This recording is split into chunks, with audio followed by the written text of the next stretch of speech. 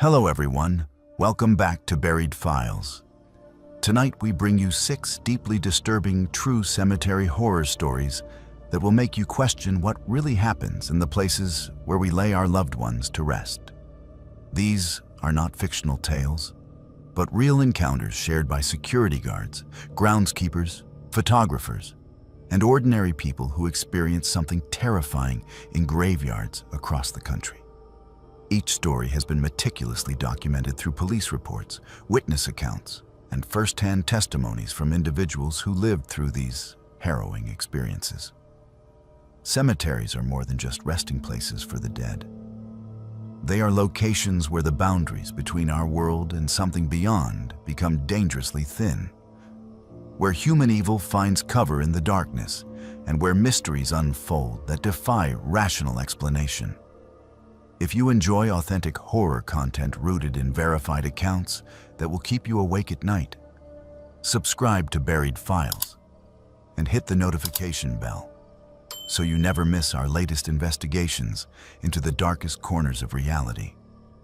After you listen to these chilling accounts, we want to hear from you in the comments below about your own encounters with the unexplained or any cemetery experiences that left you shaken. Now settle in as we explore what lurks among the tombstones when the sun goes down and the gates close behind you. I need to tell someone about what happened at Glenwood Memorial Cemetery. It has been 3 years since I quit that job, and I still have nightmares about it. The police told me not to talk about the case while it was active, but the trial ended 6 months ago. And honestly, keeping this inside has been eating me alive. So here we are. My name is Jalen, and I worked night security at one of the oldest cemeteries in Pennsylvania. And what I discovered there will haunt me for the rest of my life. When I first applied for the job, I thought it would be easy money. You know the deal. Overnight security work pays well because most people are too creeped out to work in a cemetery after dark. But I have never been the superstitious type. Ghosts and spirits and all that paranormal nonsense never bothered me. Dead people cannot hurt you. That is what I always told myself. It is the living you have to watch out for. And unfortunately, I learned that lesson the hard way. Glenwood Memorial is massive. We are talking about over 200 acres of burial grounds, with sections dating back to the 1800s. The place has everything you would expect from a historic cemetery. Victorian monuments, elaborate mausoleums, old family crypts covered in ivy, the whole works. Some of the graves in the oldest sections have not had visitors in decades. The headstones are weathered beyond recognition, the names eroded by time and acid rain. It is beautiful in a melancholy sort of way, especially at sunset when the light hits the angel statues just right. But at night, when you are alone with nothing but a flashlight and a radio, the place takes on a different character entirely. My first month on the job was completely uneventful. The routine was simple enough. I would arrive at 10 in the evening, check in with the day supervisor, and then spend the next 8 hours patrolling the grounds in a golf cart. The cemetery had 6 main gates, and part of my job was to make sure they were all locked and secure. Every 2 hours, I would radio into the monitoring service to confirm that everything was fine. Between patrols, I would sit in the security office, a small brick building near the main entrance, and monitor the handful of security cameras we had positioned around the property. Most nights, the biggest excitement was a deer wandering through the headstones or a raccoon knocking over a flower vase. The only real incidents I dealt with were occasional teenagers trying to hop the fence on weekend nights. You know the type. Bored kids looking for a thrill, wanting to explore the creepy cemetery after dark or make out among the tombstones. I would shine my spotlight on them, and they would scatter like roaches. Sometimes I would find empty beer cans or cigarette butts near the more secluded sections, But that was about it. There was also the occasional homeless person seeking shelter in one of the larger mausoleums. But they were always respectful when I asked them to leave. Glenwood was located on the edge of town, surrounded by woods on 3 sides, so it made sense that people passing through would see it as a safe place to rest for the night. Everything changed in my second month. It was a Tuesday night, unseasonably warm for October. I was doing my routine patrol through Section F, which housed burials from the late 1800s. This was one of the most neglected parts of the cemetery. Tucked away in the back corner where the old oak trees created a canopy so thick that sunlight barely penetrated during the day. At night, even with my flashlight, the darkness there felt oppressive. The graves in Section F had not been maintained in years. Many of the plots belonged to families that had died out or moved away, and the cemetery management had basically given up on keeping the area pristine. Weeds grew wild between the headstones, and fallen branches littered the narrow paths. As I drove my golf cart along the main path, something caught my eye. There were fresh flowers on one of the graves. Now, this might not sound strange to you, but I had been patrolling this section for over a month, and I had never once seen flowers here. I stopped the cart and walked over to take a closer look. The grave belonged to someone named Margaret Holloway, died 1893, aged 37 years. The headstone was simple, just a small marble marker that had turned gray with age. But sitting in front of it was a bouquet of white lilies, so fresh that I could still smell them. The stems were wet, like they had just been placed there within the hour. I radioed it in to the monitoring service, and they told me to make a note in the log, but not to worry about it. Families visit graves at all hours, they said. Maybe someone had gotten special permission to enter after hours. But that did not sit right with me. All after-hours visits had to be cleared through the main office, and I would have been notified. Plus, the gates were locked. How did someone get in? I walked the perimeter of Section F looking for any signs of a breach in the fence, but I found nothing. No footprints in the soft earth, no broken branches, nothing. It was like the flowers had materialized out of thin air. Over the next 2 weeks, it kept happening. Every few nights, I would find fresh flowers on Margaret Holloway's grave. Sometimes lilies, sometimes roses, always white. I started varying my patrol times, trying to catch whoever was leaving them, but I never saw anyone. The flowers just appeared. I even set up one of our portable cameras near the grave. But when I reviewed the footage, there was nothing. Just hours of empty darkness. And then suddenly, flowers. No person, no movement, just flowers. I became obsessed with it. During my shifts, I would spend more and more time in Section F, watching that grave. I started bringing my own flashlight, a heavy-duty one that could illuminate the entire area. I would sit in the ballast, golf cart 30 yards away with the lights off, just waiting. My co-worker during the day shift, a guy named Marcus, thought I was losing it. He told me I was spending too much time alone in the dark, that the isolation was getting to me. But I knew something was wrong. This was not some grieving relative paying respects. This was something else. Then I found the footprints. It had rained the night before, and the ground in Section F was soft and muddy. During my 3 a.m. patrol, I swept my flashlight across Margaret Holloway's grave and saw them. Fresh boot prints in the mud, leading from the grave toward the maintenance shed. My heart started racing. The maintenance shed was supposed to be locked. Only the groundskeepers had keys, and they left every day at 5. I followed the prints, my hand on the radio, ready to call for backup. The prints led right up to the shed door, The padlock was still in place, but when I looked closer, I could see fresh scratches around the keyhole. Someone had been picking the lock. I did not open the shed that night. I radioed the monitoring service immediately and told them I had evidence of a break-in. They contacted the local police, and 2 officers arrived about 20 minutes later. We opened the shed together, and at first, it looked completely normal. Tools, lawn equipment, bags of fertilizer, nothing out of place. But then one of the officers found something tucked behind a stack of clay pots in the back corner.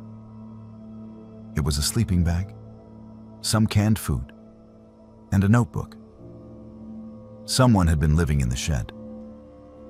The police took the notebook as evidence, but before they did, I got a glimpse of what was inside. Pages and pages of handwritten notes, all about Margaret Holloway. Birth records, death records, newspaper clippings about her family. Whoever had been leaving the flowers had been researching her, obsessing over her. The police told me to be extra vigilant and to call immediately if I saw anything suspicious. They set up additional patrols in the area and promised to increase their presence. For a few nights, everything was quiet. No more flowers, no more footprints. I thought maybe whoever it was had gotten scared off. But then it happened. The night that changed everything. It was a Friday, just after 2 in the morning. I was doing my patrol through Section F when I saw a figure standing near Margaret Holloway's grave. My blood went cold. I grabbed my radio and whispered that I had a visual on a trespasser. Then I turned on the spotlight mounted on my golf cart and aimed it directly at the figure. For a split second, I saw a man, maybe in his 30s, wearing dark clothes and a backpack. He looked directly at me, and I will never forget his eyes. They were not surprised or scared. They were angry. He ran, not toward the fence, but deeper into the cemetery, toward the older sections where the terrain got rough. I shouted for him to stop, but he did not even slow down. I jumped out of the golf cart and ran after him, following the beam of my flashlight. He was fast, weaving between headstones and monuments like he knew the layout by heart. I called his position in over the radio as I chased him, my lungs burning. Then I heard other voices, more than one person. I stopped dead in my tracks, my flashlight sweeping the darkness. That was when I saw them. 2 more figures, both carrying shovels, standing near a grave in Section C. I did not chase them. I did not even shout. I turned around and ran back to my golf cart as fast as I could, my heart pounding so hard I thought it would explode. But when I got there, both tires on the golf cart had been slashed. Someone had been waiting for me. I fumbled for my radio, my hands shaking, and screamed for police assistance. Then I ran toward the main office building, which was the only structure with a secure door. Behind me, I could hear footsteps. Someone was following me. I made it to the office and locked myself inside, gasping for breath. Through the window, I could see flashlights moving in the distance, multiple people, all converging on different areas of the cemetery. This was not some lone person leaving flowers. This was organized. I stayed on the radio with the dispatcher, giving them updates on what I was seeing, and within 10 minutes, the place was swarming with police. They found 3 people trying to escape through the back fence. All 3 were arrested on the spot. But the real horror came when the police started investigating what they had been doing. In Section C, they found a half-dug grave. The casket had been partially exhumed, and next to it was an empty body bag. Near the fence, police found surgical tools, a cooler packed with ice, and a hospital identification badge that did not belong to any of the suspects. The police detectives arrived at dawn. And that was when they told me what I had stumbled into. This was not some weird grave robbing scheme. It was an organ trafficking ring. They had been targeting recently buried bodies, ones that had been interred within 24 to 48 hours. The bodies were fresh enough that certain organs could still be harvested and sold on the black market. The lead detective explained that this kind of operation was rare, but not unheard of. Usually, it involves someone on the inside, someone with access to burial records and schedules. That was when they showed me surveillance footage from the cemetery office. Footage I had never seen because I did not have access to the administrative security system.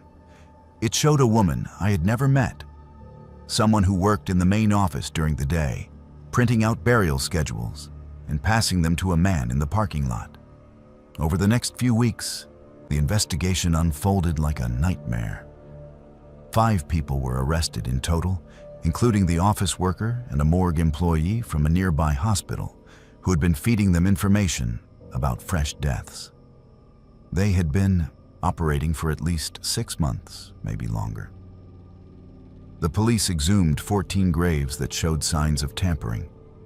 14 families had to be told that their loved ones had been violated after death.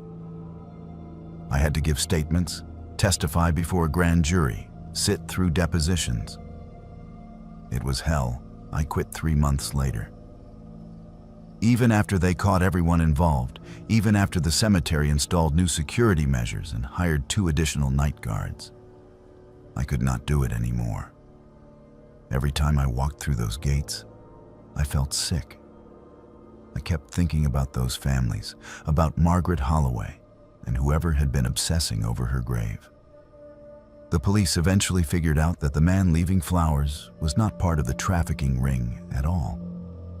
He was just some disturbed individual with a fixation on a woman who had been dead for over a century. They never caught him. He disappeared after that night and never came back.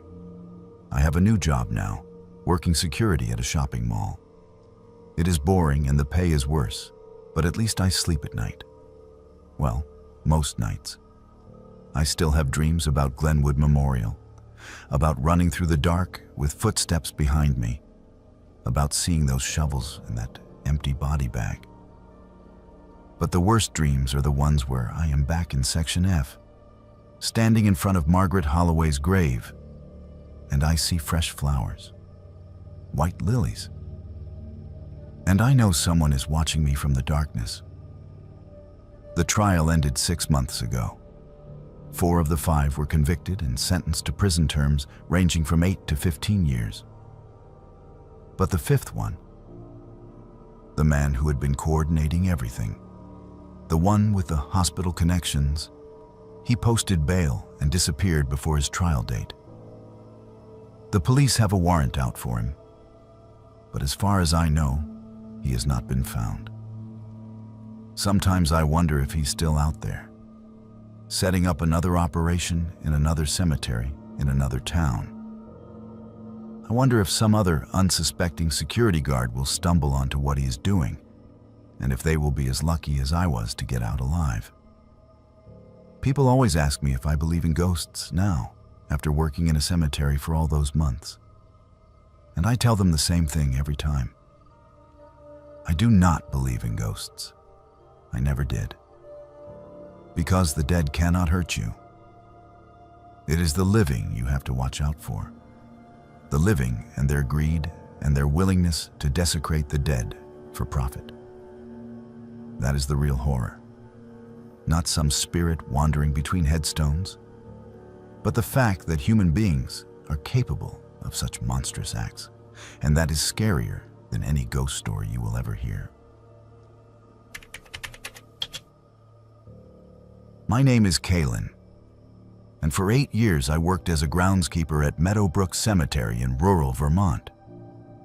Now, before you roll your eyes and think this is going to be some typical ghost story, let me be clear about something. I have never been the type of person who believes in the paranormal. I grew up in a practical household where superstition was considered nonsense, and ghost stories were just entertainment for children. I studied horticulture in college, spent my entire adult life working with soil and plants and the natural world. I am a woman of science, or at least I was, because what I experienced at Meadowbrook changed everything I thought I knew about death and what comes after. And if you had told me 10 years ago that I would be sitting here recounting a genuine ghost encounter, I would have laughed in your face. Meadowbrook is not a large cemetery by any means. It sits on about 15 acres of rolling hills overlooking a valley, surrounded by farmland and forest. The place was established in 1882, back when the area was primarily agricultural. Most of the people buried there are locals. Farming families, small business owners, teachers, the kind of folks who spent their entire lives in one small town and never left.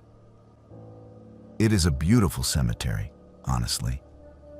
Massive oak trees that must be over 100 years old provide shade in the summer. There are wrought iron gates at the entrance that squeak when you open them.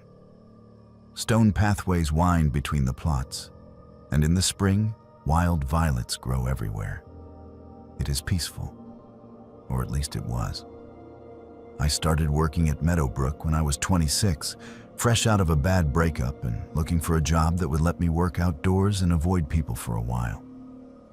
The cemetery only employed 3 people. There was old Harold, the caretaker who had been there for 30 years and lived in a small house on the property. There was Jenny, another groundskeeper who worked part-time and mostly handled the administrative stuff like coordinating burials and maintaining records. And then there was me. My job was simple: mow the grass, trim around the headstones, plant seasonal flowers, clear away dead arrangements, keep the place looking dignified. It was exactly the kind of quiet, solitary work I needed at that point in my life. The first year passed without incident. I learned the layout of the cemetery, got to know which families still visited regularly and which graves had been abandoned by time. There was one section in particular that everyone in town knew about. It was located on the eastern edge of the property, beneath a cluster of old maple trees. The section contained a family plot for the Moreaus, a name that carried weight in local history. In 1952, there was a house fire that killed Catherine Moreau and her 2 young daughters, Elizabeth and Marie. The girls were 7 and 5 years old.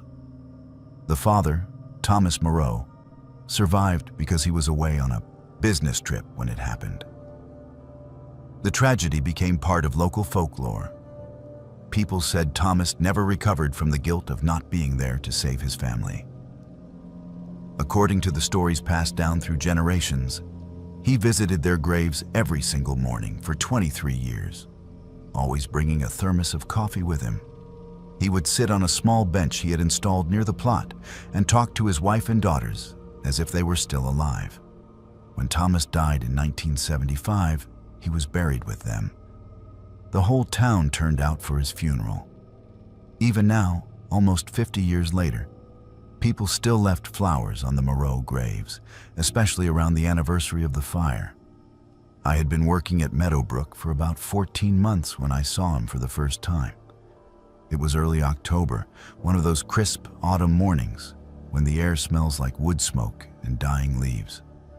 I arrived at the cemetery around 7 in the morning, which was my usual time. The sun was just coming up, casting long shadows across the headstones. I parked my truck near the maintenance shed and started unloading my equipment. That was when I noticed someone standing at the Moreau family plot. He was an elderly man, maybe in his 70s, wearing brown slacks and a tan cardigan. He stood perfectly still, facing the headstones with his head bowed slightly. In his right hand, he held a coffee mug. I could see steam rising from it in the cool morning air. My first thought was that he was a relative, maybe a nephew or cousin of Thomas Moreau. People came to visit those graves all the time. I waved in his direction, just a friendly acknowledgement. But he did not respond. He did not even turn his head. He just stood there, completely motionless, except for the steam rising from his coffee. I went about my work, figuring he wanted privacy. I started mowing the western section of the cemetery, which was a good distance away from the Moreau plot. The mower was loud, and it took me about 30 minutes to finish that area. When I was done, I looked back toward the maple trees where the man had been standing. He was gone. I thought nothing of it at first. He had probably paid his respects and left. But then I walked over to that section to trim around the Moreau headstones, and something struck me as odd. The grass was covered in morning dew. My footprints were clearly visible where I had walked, but there were no other footprints, not a single one, not leading to the plot, not leading away from it, just mine. I stood there for a moment, staring at the ground, trying to make sense of it. Maybe he had walked on the stone pathway? But the pathway was at least 10 feet away, and I had clearly seen him standing right in front of the graves, on the grass. I checked the parking area. My truck was the only vehicle there. The cemetery gates were still locked from the night before. I had unlocked them myself when I arrived. A cold feeling settled in my stomach, but I pushed it away. There had to be a rational explanation. Maybe I had been mistaken about where he was standing. Maybe the dew had evaporated where he walked.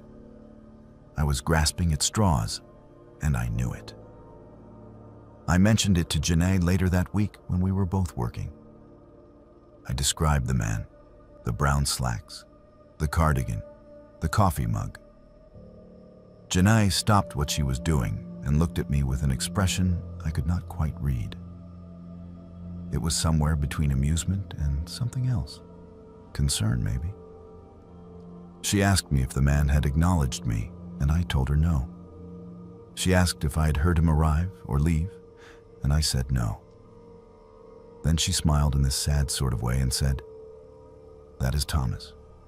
You saw Thomas." I thought she was joking at first. Thomas Moreau had been dead for 50 years. But Janae was completely serious. She explained that she had worked at Meadowbrook for 12 years, and during that time, she had seen Thomas Moreau at least 20 times. Old Harold had seen him too, dozens of times over his 3 decades of working there. So had several visitors over the years. It was always the same.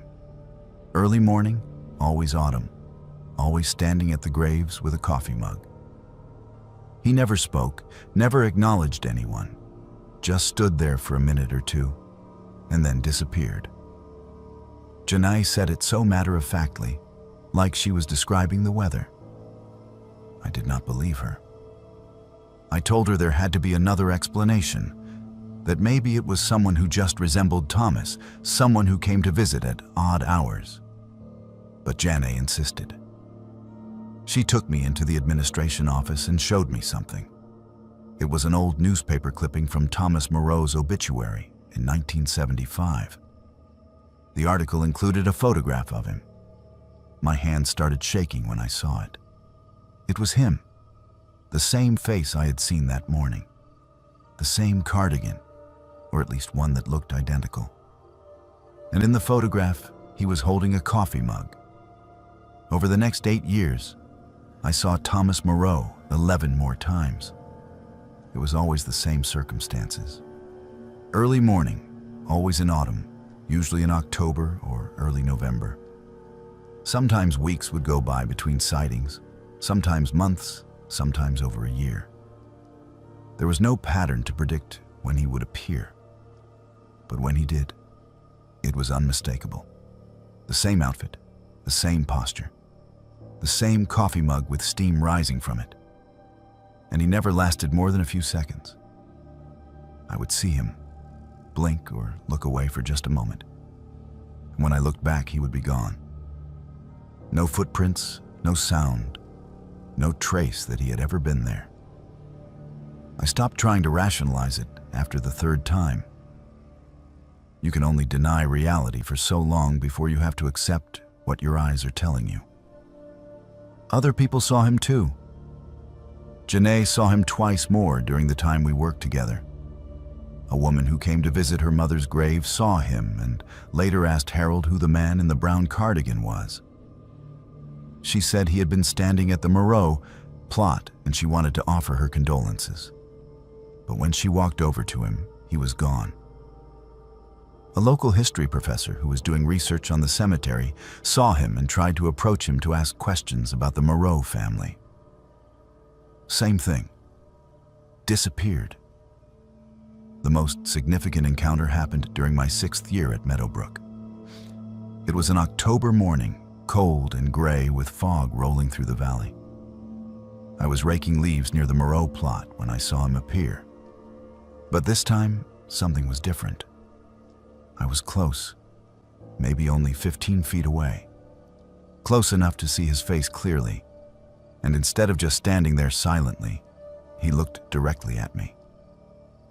Our eyes met and I froze. His expression was heartbreaking, overwhelming sadness mixed with something that looked like peace. He mouthed something at me. I could not hear any words, but I could see his lips moving. It looked like he was saying, "I am sorry." And then he was gone. I stood there for a long time after that, just staring at the spot where he had been. I was not scared, not exactly. It was more like a profound sense of melancholy, like I had witnessed something deeply personal that I was never meant to see. Later that day, I did something I had never done before. I went to the local library and started researching the Moreau family fire. I read every newspaper article, every historical account I could find. The details were brutal. The fire started in the middle of the night, caused by faulty electrical wiring in the walls. Catherine and the girls died from smoke inhalation before the flames even reached their rooms. Thomas had been 3 hours away at a sales conference. By the time he got the phone call and drove home, there was nothing left but ashes. The articles mentioned that Thomas blamed himself for years. He had noticed the lights flickering in the house the week before he left for the conference. But he had not called an electrician because he thought it could wait until he got back. That one decision, that one moment of procrastination, cost him everything. The guilt destroyed him. He never remarried, never moved from the area, never stopped visiting their graves. His obituary mentioned that he died of a heart attack while sitting on the bench at the cemetery. He died where he had spent every morning for 23 years, talking to the family he could not save. After I learned all of this, my perspective shifted. I stopped seeing Thomas as a ghost in the traditional sense. He was not haunting the cemetery. He was not some malevolent spirit trying to scare people. He was just a man who had loved his family so completely, so devastatingly, that death itself could not sever that connection. He was still keeping his morning ritual, still bringing his coffee, still showing up to tell his wife and daughters that he had not forgotten them. I saw him for the last time during my final week at Meadowbrook. I was retiring, moving closer to my daughter who had just had her first baby. It was early October again, and I was doing a final walkthrough of the cemetery before I left for good. When I reached the Moreau plot, he was there. Kneeling this time, not standing. His head was bowed like he was praying. And then, something impossible happened. 3 small figures appeared next to him. Children, 2 little girls and what looked like a woman. They were translucent, barely visible like reflections on water. But they were there. I saw them. The girls were reaching for Thomas, and the woman was standing behind him with her hand on his shoulder. I blinked, and all 4 of them were gone. I like to think that was his goodbye. That after all those years of mourning after all that guilt and sadness, he finally found them. That whatever kept him tethered to that cemetery for 5 decades finally released its hold. I never told anyone about seeing the family that day. Not Johnny, not Harold, not my daughter. Some things are too sacred to share, too intimate to put into words. But I carry it with me. That image of a man who loved so deeply that not even death could keep him away. I do not work at Meadowbrook anymore, but I visit sometimes. I bring flowers for the Moreau graves, white carnations usually. And every time I stand there beneath those maple trees, I think about Thomas. I think about how love does not end just because a heart stops beating. I think about how some people make such an impression on the world that pieces of them remain long after they are gone. Not as ghosts or spirits or anything supernatural, but as echoes. Moments caught between what was and what could have been. People ask me if I believe in ghosts now, and I still do not know how to answer that question. What I saw defies everything I thought I knew about the natural world, about death and consciousness and the laws of physics. But I cannot deny what I experienced. I saw Thomas Moreau multiple times. So did other people. And more than that, I felt something in those moments. A presence, an emotion, a truth that exists beyond rational explanation. Maybe that is what ghosts really are. Not monsters or demons or scary things that go bump in the night. Maybe they are just love that refused to die. Maybe they are proof that some bonds are stronger than death itself. I am an old woman now, much older than I was when I started working at Meadowbrook. And when my time comes, I hope someone loves me the way Thomas Moreau loved his family. I hope I make the kind of impression on this world that leaves echoes behind. Because that is what Thomas taught me during those 8 years. Death is not the end of love. It is not even an interruption. It is just another place where love continues, in whatever form it can take. And if that means showing up with a coffee mug on autumn mornings to stand at a grave, then so be it. Love finds a way.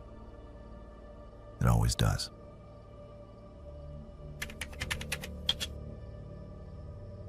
My name is Jaslyn, and I need to tell you about the worst mistake I ever made. When I was 17 years old, I thought I was invincible. I thought nothing could touch me, that consequences were things that happened to other people. I was stupid and reckless and obsessed with documenting everything for social media. My best friend Indiana was the same way.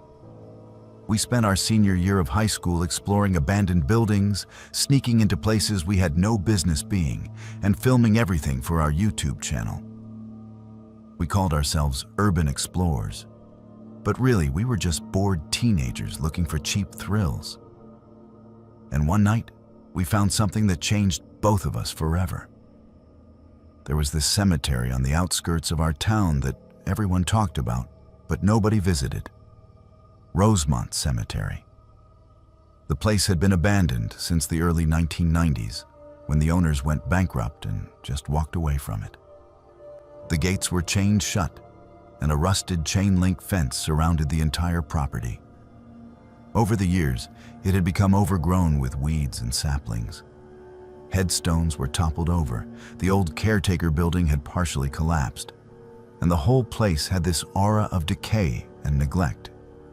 Naturally, it became the subject of local urban legends. People claimed it was cursed, that satanic rituals happened there, that if you went at night, you would see shadowy figures moving between the graves. Standard small-town horror stories that were probably 90% nonsense. But Indiana and I were obsessed with the idea of filming there. We had heard from kids at school that there were actually people who used the cemetery for occult rituals. Someone claimed they had seen candles and symbols painted on the ground near the old mausoleum. Another person said they had heard chanting coming from inside the fence late at night. We figured it was all exaggeration, but even if 10% of it was true, it would make incredible content for our channel. So we planned it out. We would go on a Friday night, hop the fence, explore the cemetery, get some creepy footage, and leave. Simple. We arrived around 11 at night. Indiana drove because he had his license, and I did not. We parked his car about a quarter-mile away on a side road and walked the rest of the way, carrying our cameras and flashlights. The fence was not hard to climb. There were sections where the chain link was bent and torn, probably from years of teenagers doing exactly what we were doing. We squeezed through a gap near the back corner of the property and found ourselves standing in the middle of an overgrown field of graves. The first thing that hit me was the smell. It was not the smell of death or decay, like you might expect. It was more like wet earth and rotting vegetation, mixed with something metallic that I could not quite identify. The second thing I noticed was how quiet it was. No crickets, no birds, no wind rustling the leaves. Just silence. Indiana made some joke about it being the perfect horror movie setting, but I could tell he was nervous too. We both were. There was something about that place that felt fundamentally wrong, like we had crossed into a space where we were not welcome. We started walking toward the main building, filming everything with our cameras. The headstones were in terrible condition. Most of them had been knocked over or were leaning at odd angles. Names and dates were barely legible, worn away by decades of weather and neglect. As we got closer to the caretaker building, I started feeling sick. Not just nervous sick, but genuinely nauseous. My stomach was churning and my head felt light. I told Indiana I needed to stop for a minute, and he suggested I wait by one of the larger monuments while he checked out the building. He wanted to go inside and see if there was anything interesting to film. I did not want to split up, but I also did not want to go into that building. So I agreed. Indiana handed me his jacket in case I got cold and headed toward the structure, which was about 50 yards away. I sat down with my back against a large stone monument, some kind of angel statue with broken wings. I kept my flashlight on and my camera recording, mostly for comfort. The silence was oppressive. I remember thinking that if something did happen, no one would hear me scream. That was when I saw him. A figure emerged from between two rows of headstones about 20 feet to my left. At first, I thought it was Indiana coming back. But then I realized this person was too tall and too old. It was a man, maybe in his 50s, wearing a black hooded cloak that went down to his feet. My entire body went rigid. I wanted to call out to Indiana, but I could not make my voice work. The man had not seen me yet. He was walking slowly, deliberately, toward a specific grave. His back was turned to me, and he seemed completely focused on whatever he was doing. I watched as he stopped at a headstone and knelt down in front of it. He pulled the hood back from his face, and I could see he had short gray hair and a beard. He looked completely ordinary, like someone's dad or uncle. But then he started speaking. The language was not English. It was not Spanish or French or any language I had ever heard before.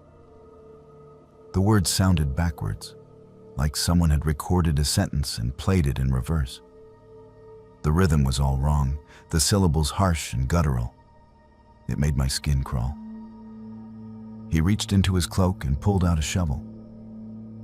I have no idea where it came from because it was full-sized, and there was no way it had been hidden under his clothes. But suddenly there it was, and he started digging into the grave. not frantically, but methodically, like this was something he had done many times before. And as he dug, he kept chanting. The words got louder, more intense, echoing in the silence of the cemetery. I realized I was holding my breath, my heart pounding so hard I thought it would burst. I do not know how long I sat there frozen. It could have been 2 minutes or 10 minutes. Time felt distorted, like I had fallen into a nightmare where the normal rules did not apply. All I could do was watch this man dig and chant and pray to whatever dark thing he was trying to summon. Then I heard footsteps behind me. Indiana. He must have heard the chanting too, because he was moving quickly but quietly, crouched low like he was trying to stay hidden. When he reached me, his face was white. His eyes were wide and terrified in a way I had never seen before. He grabbed my arm and whispered one word: "Run." We did not talk about it. We did not stop to grab our equipment. We just ran. We bolted through the cemetery, stumbling over fallen headstones and getting scratched by branches, running toward the fence as fast as we could. Behind us, I heard a sound that I will never forget. A scream. Not a human scream, but something else. Something primal and wrong and full of rage. It echoed through the cemetery, bouncing off the monuments and trees. We did not look back. We squeezed through the gap in the fence and kept running until we reached the car. Indiana fumbled with his keys, his hands shaking so badly he dropped them twice. When we finally got the car started, we drove away faster than we should have on those dark country roads. Neither of us spoke for the first 10 minutes. We just drove, putting as much distance between ourselves and Rosemont Cemetery as possible. When we finally felt safe enough to stop, Indiana pulled over at a gas station on the edge of town. We sat in the parking lot under the fluorescent lights, both of us trying to catch our breath and process what had just happened. That was when Indiana told me what he had seen inside the building. His voice was shaking, and he kept looking over his shoulder like he expected something to appear. He said the main room of the caretaker building had been completely cleared out. The floor was painted with some kind of symbol, a large circle with geometric shapes inside it. He thought it was a pentagram at first, but it was more complex than that, more disturbing. The room was full of dolls, not normal dolls, but handmade ones, crude things with button eyes and stitched mouths. They were arranged in a circle around the symbol, all facing inward like they were watching something. Indiana said he had only been in there for maybe 30 seconds before he heard the chanting start outside. That was when he ran back to find me. But before he left, he saw something else. The other rooms of the building. He would not tell me details. He said I was better off not knowing. But whatever he saw in those rooms changed him. I could see it in his eyes. He was not the same person who had walked into that building 5 minutes earlier. We agreed not to tell anyone. Not our parents, not our friends, nobody. We convinced ourselves that if we just forgot about it and moved on, everything would be fine. We deleted the footage we had recorded. We never talked about our YouTube channel again. For a few weeks, it seemed like we had made the right decision. Life went back to normal. We finished senior year, graduated, made plans for college. But Indiana was different. Quieter, more serious. The goofy, fearless kid I had grown up with was gone, replaced by someone who jumped at shadows and did not sleep well. About a month after the incident, I convinced my mom to drive past Rosemont Cemetery during the day. I told her I was curious about local history, which was a lie. I just needed to see it again in daylight. Needed to prove to myself that it was just an old abandoned cemetery and nothing more. When we drove past, I looked through the fence. The caretaker building was still there, but something felt off. My mom slowed down when she saw I was staring, and that was when I noticed it. The building looked different, more deteriorated, like it had aged years in the span of a month. 2 weeks later, I read in the local paper that the town had sent a crew to Rosemont Cemetery to assess it for possible cleanup and restoration. When they went inside the caretaker building, they found it completely empty. Just broken furniture and debris. No symbols on the floor, no dolls, no evidence of any occult activity. The article quoted one of the workers saying it looked like no one had been inside that building in decades. I showed the article to Indiana, and he just looked at me and said, "We both know what we saw." That was 5 years ago. Indiana and I are still friends, but we do not talk about that night. We made an unspoken agreement to bury it along with whatever else happened at Rosemont Cemetery. He went to college across the country, studying engineering of all things. I stayed local and work at a bookstore. We text sometimes, surface-level stuff about jobs and weather and mutual friends. But there is this thing between us now, this shared experience that we both refuse to acknowledge. Because acknowledging it would mean accepting that what we saw was real. I still drive past Rosemont Cemetery sometimes. The fence is still up, the gates still chained. From the road, it looks exactly how an abandoned cemetery should look.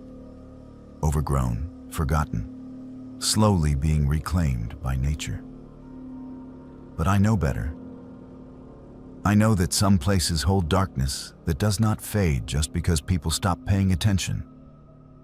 I know that there are rituals happening in forgotten corners of the world that we are not meant to witness. And I know that Indiana saw something in that building that was so disturbing, he has never been able to tell me about it. Whatever it was broke something inside him, changed him into someone who no longer believes the world is safe or rational or good. People ask me sometimes if I miss doing urban exploration, making videos, seeking out adventure. And I tell them no. Because I learned something important that night at Rosemont Cemetery. Some doors should stay closed. Some places should remain unexplored. And some mysteries are better left unsolved. Because once you see certain things, once you witness the darkness that exists just outside the boundaries of normal life, you can never unsee it. It stays with you. It changes you. And you spend the rest of your life wondering what would have happened if you had just stayed home that night instead of climbing through a hole in a fence looking for something exciting to film. My name is Dalen, and I used to work the night shift at Eternal Rest Cemetery and Funeral Home in Ohio. When I tell people about what happened to me there, most of them assume I am going to talk about ghosts or supernatural encounters. But this story is not about the dead. It is about something far more terrifying. A living person who decided to make me his target. And to this day, I still do not know who he was or what he wanted from me. I got the job when I was 23, fresh out of college with a degree in business administration and drowning in student loan debt. The position was for a night administrative assistant, which basically meant I handled all the after-hours paperwork and phone calls that came in between 6 in the evening and 2 in the morning. The funeral home was part of a larger cemetery complex, one of those places that offered everything from burial plots to cremation services to grief counseling. During the day, the place was busy with families making arrangements, funeral services, burials. But at night, it was just me in the office building, filing death certificates, scheduling burial times, updating records, and answering the occasional phone call from families who needed information outside of business hours. The office building was old, but well maintained, built sometime in the 1920s with thick brick walls and high ceilings. My desk was in the main administrative area, which had large windows overlooking the front parking lot. There were security cameras positioned outside the building at all the entrances, but none inside. The company figured there was nothing valuable enough inside to warrant interior surveillance, just files and computers and office supplies. Looking back, I wish they had installed cameras inside. Maybe then I would have answers. The first few months were completely uneventful. Most nights, I would maybe get 2 or 3 phone calls, usually from people asking about plot availability or requesting copies of burial records for estate purposes. The rest of the time, I would work through my tasks, listen to podcasts, and count down the hours until my shift ended. It was quiet and boring, which was exactly what I needed while I figured out my next career move. I was not planning to make cemetery administration my life. It was just a stepping stone, a way to pay bills while I looked for something better. The call started in late September. It was a Tuesday night, around 1 in the morning. I was updating a spreadsheet when the office phone rang. I answered with my standard greeting, giving the name of the funeral home and my name. The voice on the other end was male, probably middle-aged, with a calm and polite tone. He asked, "Is anyone else there with you?" It struck me as an odd question, but I figured maybe he was asking if there were funeral directors available for an emergency arrangement. I told him no, that I was the only staff member on duty at night, but that I could take a message or help with basic inquiries. There was a pause, and then he said, "Good." And he hung up. I sat there staring at the phone for a minute, feeling unsettled. Something about the way he said "good" gave me chills. Like my being alone was exactly what he wanted to hear. But I convinced myself I was overreacting. It was probably just some prank call or someone who dialed the wrong number. I made a note of the time and went back to work. Nothing else happened that night. But then he called again. 3 nights later, around midnight. Same voice, same calm tone. This time he asked, "Do you lock the doors?" I told him yes, that all entrances were locked and secured at 6 in the evening. He said, "Are you sure?" and hung up. That was when I started feeling genuinely uncomfortable. This was not a wrong number. This was someone who was specifically calling to ask me questions about my safety and the building security. I wrote down everything I could remember about the calls and decided that if it happened again, I would contact the police. It happened again and again. Over the next 2 weeks, he called 8 more times, always between midnight and 3 in the morning. Each call was short, maybe 15 or 20 seconds. And each time, he asked a different unsettling question. "Can you see the graves from your window? Are you scared of the dead? Do you ever walk through the cemetery at night? What would you do if someone was watching you right now?" I stopped answering the phone unless the caller ID showed a local number or a name I recognized. But even when I did not answer, he would leave voicemails. Just breathing at first, then eventually his voice asking those same disturbing questions. I told my supervisor Talon about it, and he advised me to keep a detailed log of every call and to contact the police if it continued. He also gave me the direct number for cemetery security, though they only patrolled the grounds and did not come into the office building unless requested. Talon said he would look into getting me a panic button installed at my desk, but that it might take a few weeks to process through corporate. In the meantime, I should just stay vigilant and keep the doors locked. The calls continued, but what made it worse was that the caller started using my name. I will never forget the night that happened. I had stopped answering the phone entirely unless I recognized the number. One night, the phone rang, and I let it go to voicemail. I sat there listening to the recording system kick in and then I heard his voice through the speaker. "I know you are there, Dalen. I can see the light on in your window." My blood went cold. He knew my name, and he was outside the building, watching me. I grabbed my cell phone and called the police immediately. While I waited for them to arrive, I turned off all the lights in the office and moved away from the windows. I kept my eyes on the security monitor that showed the feed from the cameras outside. I could not see anyone in the parking lot or near the entrances, but he had said he could see my light, which meant he had to be somewhere with a direct line of sight to my window.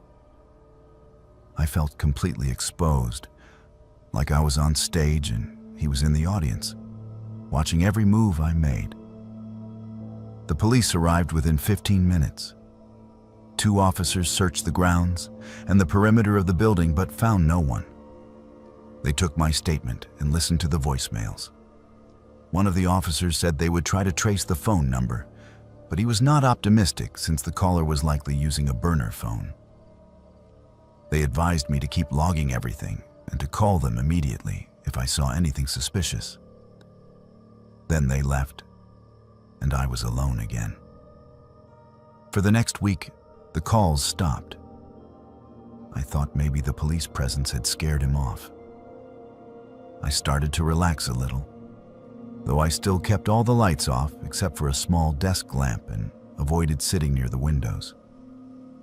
Then, on a Friday night around 2 in the morning, someone knocked on the front door. Not the bell. Actual knocking. Deliberate and steady. I looked at the security monitor and saw a man standing at the entrance. He was wearing a baseball cap pulled low over his face, a dark jacket and jeans. He looked directly at the camera and waved. He knew I was watching. I did not move. I did not make a sound. I just watched the monitor and called the police on my cell phone. The dispatcher told me to stay inside and keep the doors locked, that officers were on their way. The man at the door waited for maybe 30 seconds, then started walking around the building toward the back, where there were no cameras. I could hear his footsteps in the gravel outside. He was circling the building, testing the doors, looking for a way in. Then the footsteps stopped. They were right outside the wall where I was sitting, just a few feet away, separated only by brick and a window I could not see out of because I'd closed the blinds. I held my breath. The silence was deafening. And then I heard it. Footsteps running, fast, moving away from the building toward the cemetery. By the time the police arrived 5 minutes later, he was gone. They found shoe prints in the gravel and grass, a clear trail leading from the building into the cemetery, and then past the far fence into the woods beyond. They followed the trail as far as they could, but it eventually disappeared. He was gone. The police investigation that followed was thorough, but ultimately fruitless. They pulled the phone records and confirmed what we already suspected. All the calls came from different burner phones purchased with cash at various stores around the region. They reviewed the security footage and got a partial view of the man at the door. But his face was obscured by the cap, and he never looked directly at the camera for more than a second. They canvassed the neighborhood and the woods behind the cemetery, but found nothing. The detective assigned to my case believed the man had been stalking me for weeks, watching the building during my shifts, learning my routine. He probably saw me through the windows during those first few weeks, when I had not been careful about keeping the blinds closed. The worst part was not knowing why. I had no ex-boyfriends or former friends who would do something like this.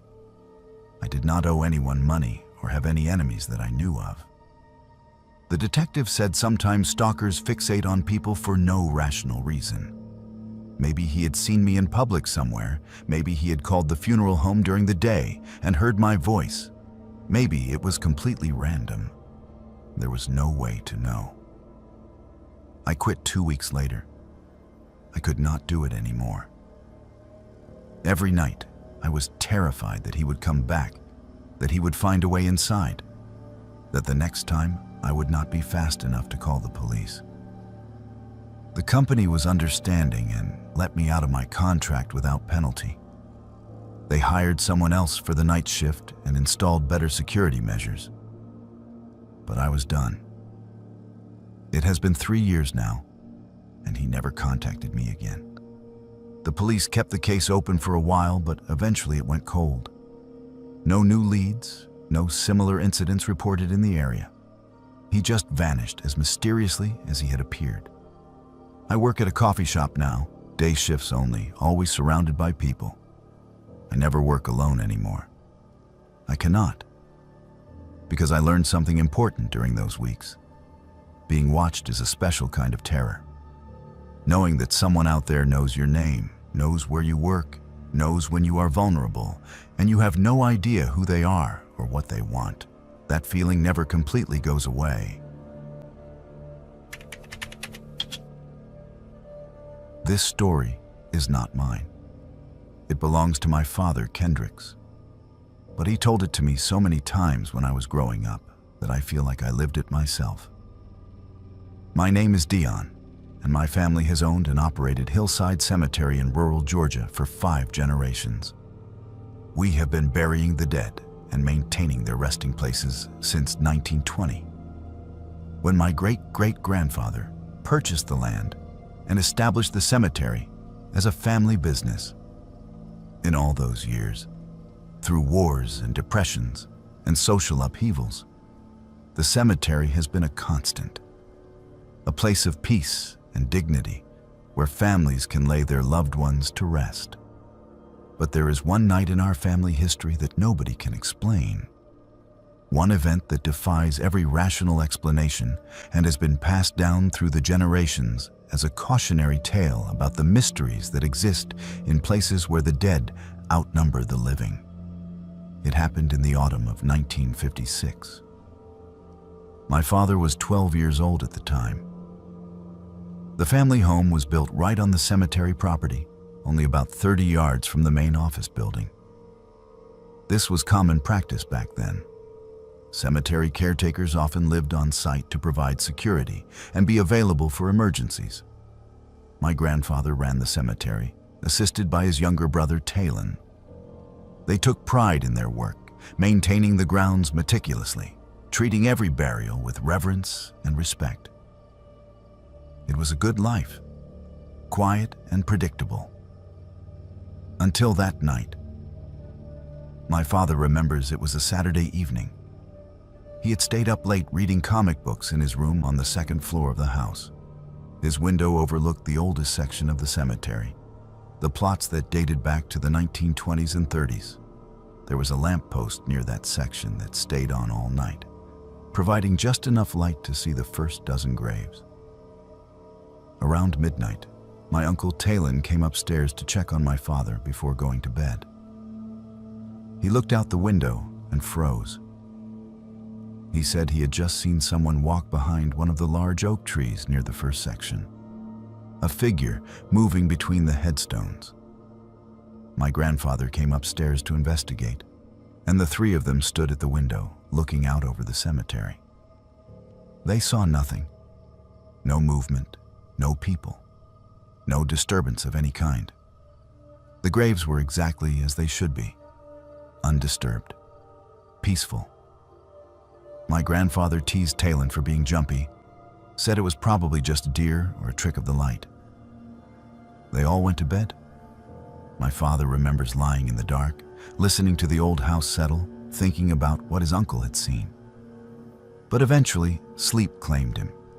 He woke to shouting at 7 in the morning. His grandfather was yelling for everyone to get up and come outside. My father ran downstairs in his pajamas and followed the adults out to the cemetery. What he saw has stayed with him for almost 70 years. 7 graves in the first section had been excavated, not damaged or desecrated in the traditional sense, but disturbed in a way that made no sense whatsoever. The headstones had been removed from their bases and stacked on top of each other like a house of cards. Each stone balanced perfectly on the one below it, creating a tower that stood nearly 6 feet tall. And behind this tower of headstones was something even more impossible. The caskets had been removed from the ground and stacked in an alternating pattern. One laying flat on the ground, the next standing vertical, then flat again, then vertical, continuing upward in this precise pattern. 7 caskets total, creating a structure that reached almost 30 feet into the air. The vertical caskets were balanced perfectly on the horizontal ones below them, defying gravity and logic. My father said it looked like some kind of macabre modern art installation. But this was 1956 in rural Georgia. Nobody was making conceptual art out of grave goods. My grandfather immediately called the police. Within an hour, the cemetery was crawling with officers and investigators. They photographed everything, took measurements, interviewed my family members. The questions they asked all had the same theme. How could this have been done? The logistics were staggering. Each headstone weighed between 100 and 300 pounds. The caskets were even heavier, easily 500 pounds or more, especially the older ones made from heavy wood and metal. To move them, stack them in this precise pattern, and do it all between midnight and 7 in the morning without making any noise was essentially impossible. The police looked for equipment marks, tire tracks from a truck or trailer, evidence of a crane or pulley system, anything that would explain how heavy objects had been moved and stacked. They found nothing. The ground around the excavated graves showed no signs of machinery. No tire tracks, no footprints beyond those of my family members who had discovered the scene that morning. The grass was barely disturbed. It was as if the caskets and headstones had been lifted and arranged by invisible hands. They examined the graves themselves. None of the caskets had been opened. Nothing was stolen. The bodies inside remained undisturbed. This was not grave robbing or desecration in any traditional sense. Whoever or whatever did this had arranged everything with almost surgical precision. The detective in charge said he had never seen anything like it in 30 years of law enforcement. He filed a report, took statements, and promised a thorough investigation. But there was nothing to investigate. No evidence, no witnesses, no leads. The case went nowhere. My grandfather and Uncle Talon spent the next week putting everything back. It took a small crew with proper equipment to disassemble the stack and return each casket to its grave. The headstones were cleaned and reset on their bases. They contacted the families of the deceased to inform them of what had happened, though they struggled to explain it in any coherent way. Most of the families were understanding, though deeply disturbed. A few demanded answers that my grandfather could not provide. Within a month, everything looked normal again.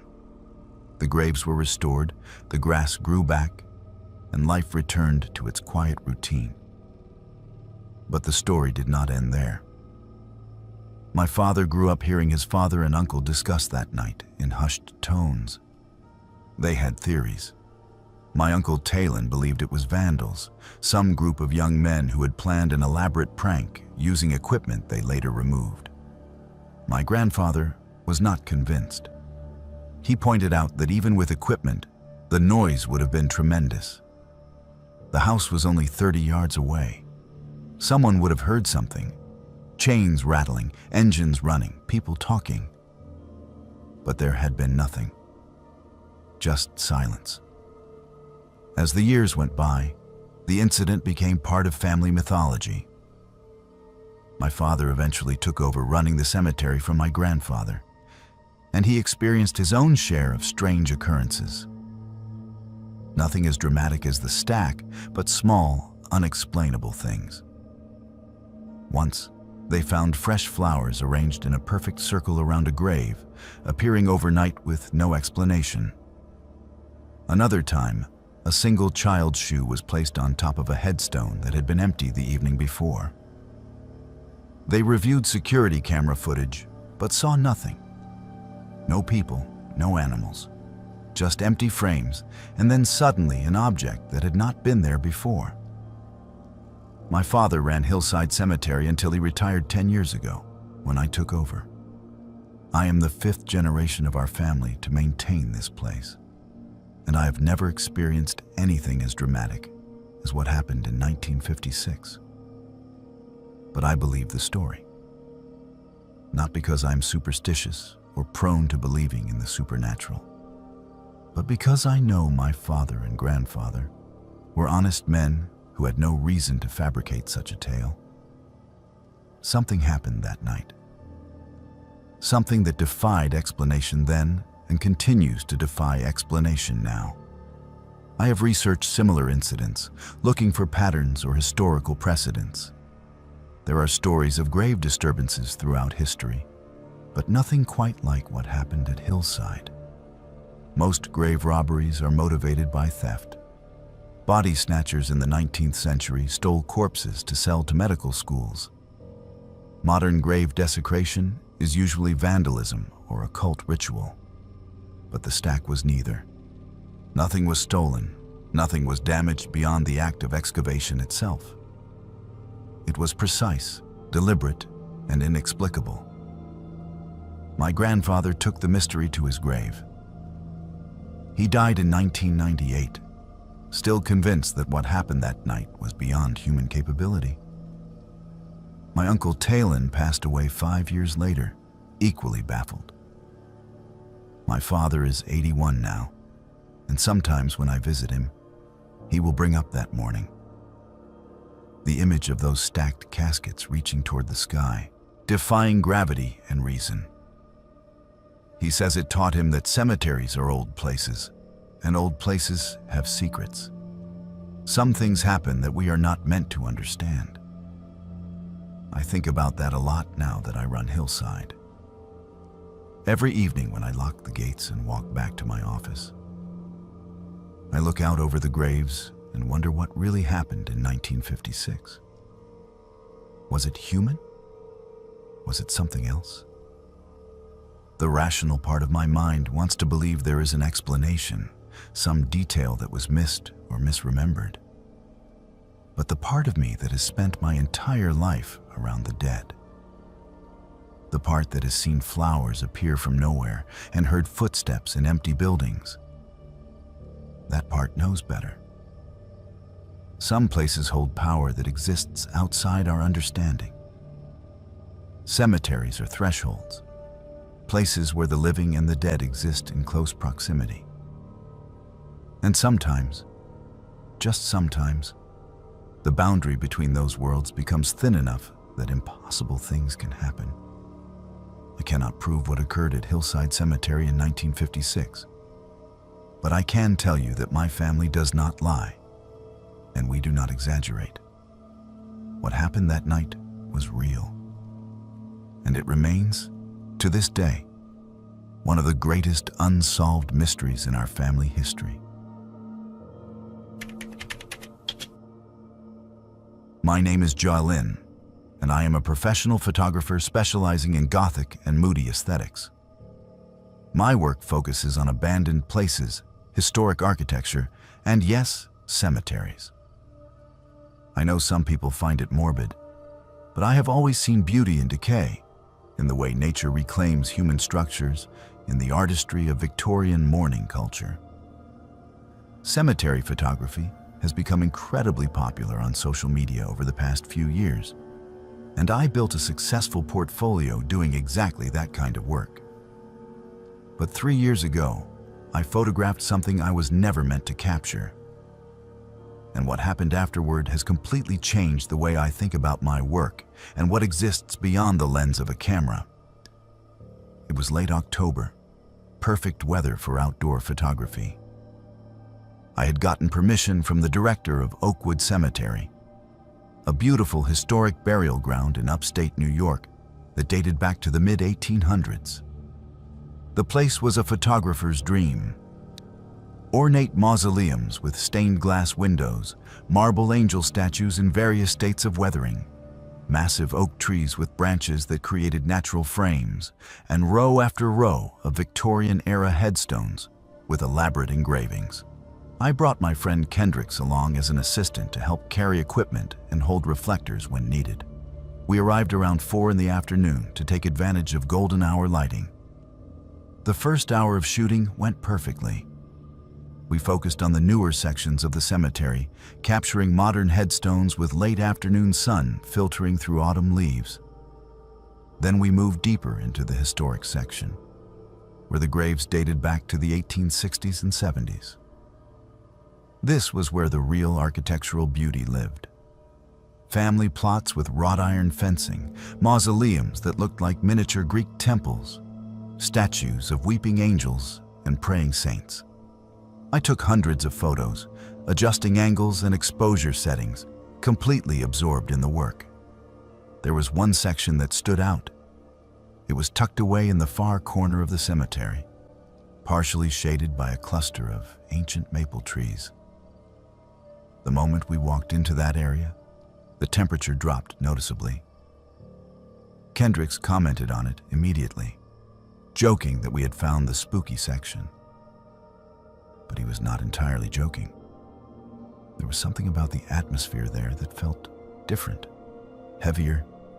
The air was still, no birds singing, no insects buzzing, just silence.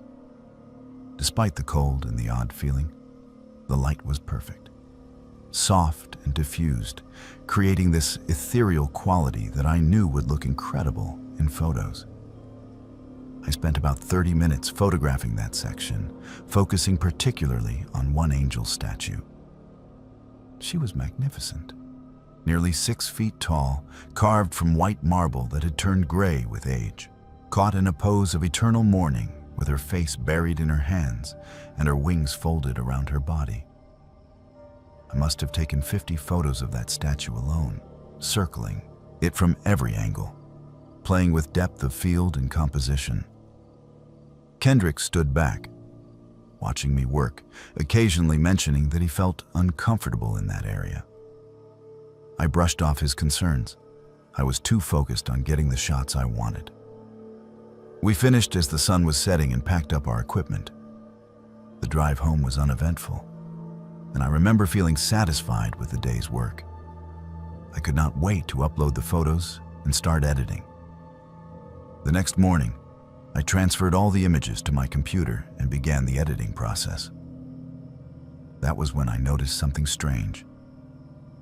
Every single photo I had taken in that cold section, the area with the angel statue, had the same issue. There was a figure in the background of each shot. At first, I thought it was Kendricks. Maybe he had walked into frame without realizing it. But when I looked closer, I realized this was not Kendricks. The figure was blurry and indistinct, like a shadow or a smudge on the lens. Except it was not a smudge because it appeared in different positions in each photo. In one image, the figure was far in the background between 2 headstones. In the next image, taken seconds later from a slightly different angle, the figure had moved. It was closer, standing near a different grave. I went through the entire series chronologically, watching the figure gradually move closer to where I had been standing. I called Kendricks and asked if he remembered seeing anyone else in the cemetery that day. He said no. We had been completely alone. The cemetery had closed to visitors at 5, and by the time we were shooting that section, it was well past closing. The gates were locked. There was no way someone could have been walking around in the background without us noticing. But there she was. And I say she because in some of the closer images, I could make out details. A long dress, old-fashioned, the kind women wore in the late 1800s. Dark hair pulled back. But her face was always obscured, either turned away from the camera or somehow blurred beyond recognition. The most disturbing photo was the one I had taken of the angel statue from directly in front. I had framed it so the statue filled most of the frame, with just a bit of background visible. In that photo, the figure was no longer in the background. She was standing directly behind the statue, barely visible between the angel's folded wings, and she was facing the camera. I zoomed in as much as the resolution would allow, trying to see her face clearly. But the more I enhanced the image, the more distorted it became. Her features seemed to shift and blur, refusing to come into focus. I am not someone who believes in ghosts or the paranormal. My entire career is built on capturing reality, on documenting what exists in the physical world. But I could not explain these images. I checked my equipment thoroughly. No smudges on the lens, no malfunctions with the camera sensor, no double exposures or digital artifacts. The figure was there, in the photos, plain as day. So I did what any rational person would do. I started researching the cemetery. Oakwood Cemetery has detailed records going back to its founding in 1864. I spent hours going through their online archives, searching for information about the section where I had photographed the angel statue. I found the plot. It belonged to a woman named Eleanor Hartwell, buried in 1897 at the age of 23. The cause of death listed was childbirth complications.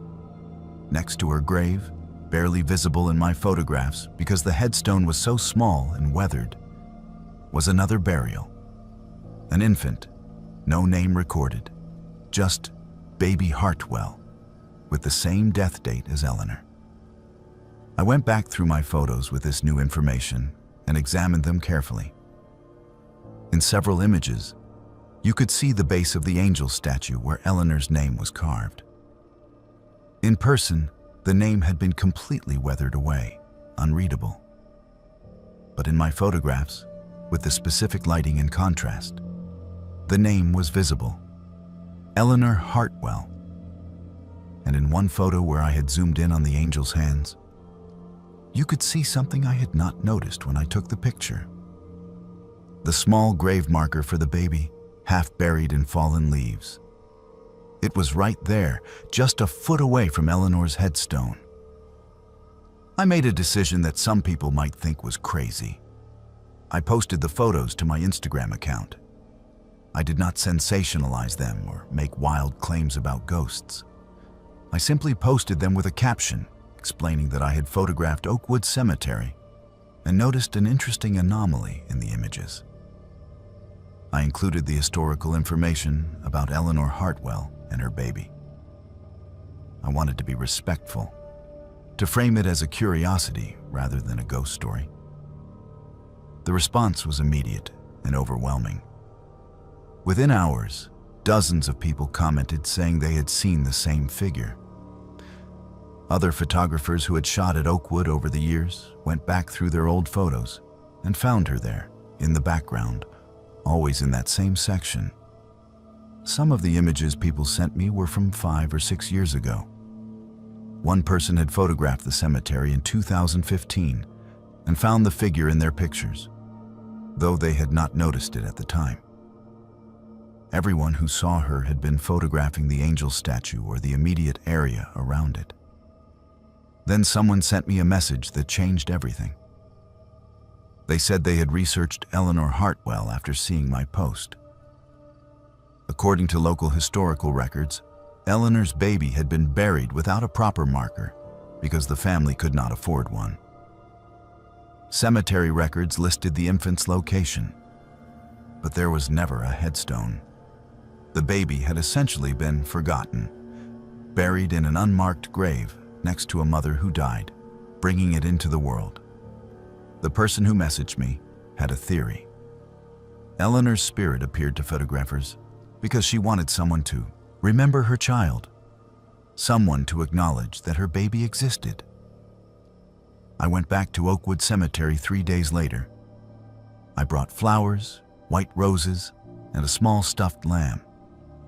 I placed them on Eleanor's grave and on the spot where the records indicated her baby was buried. I did not bring my camera this time.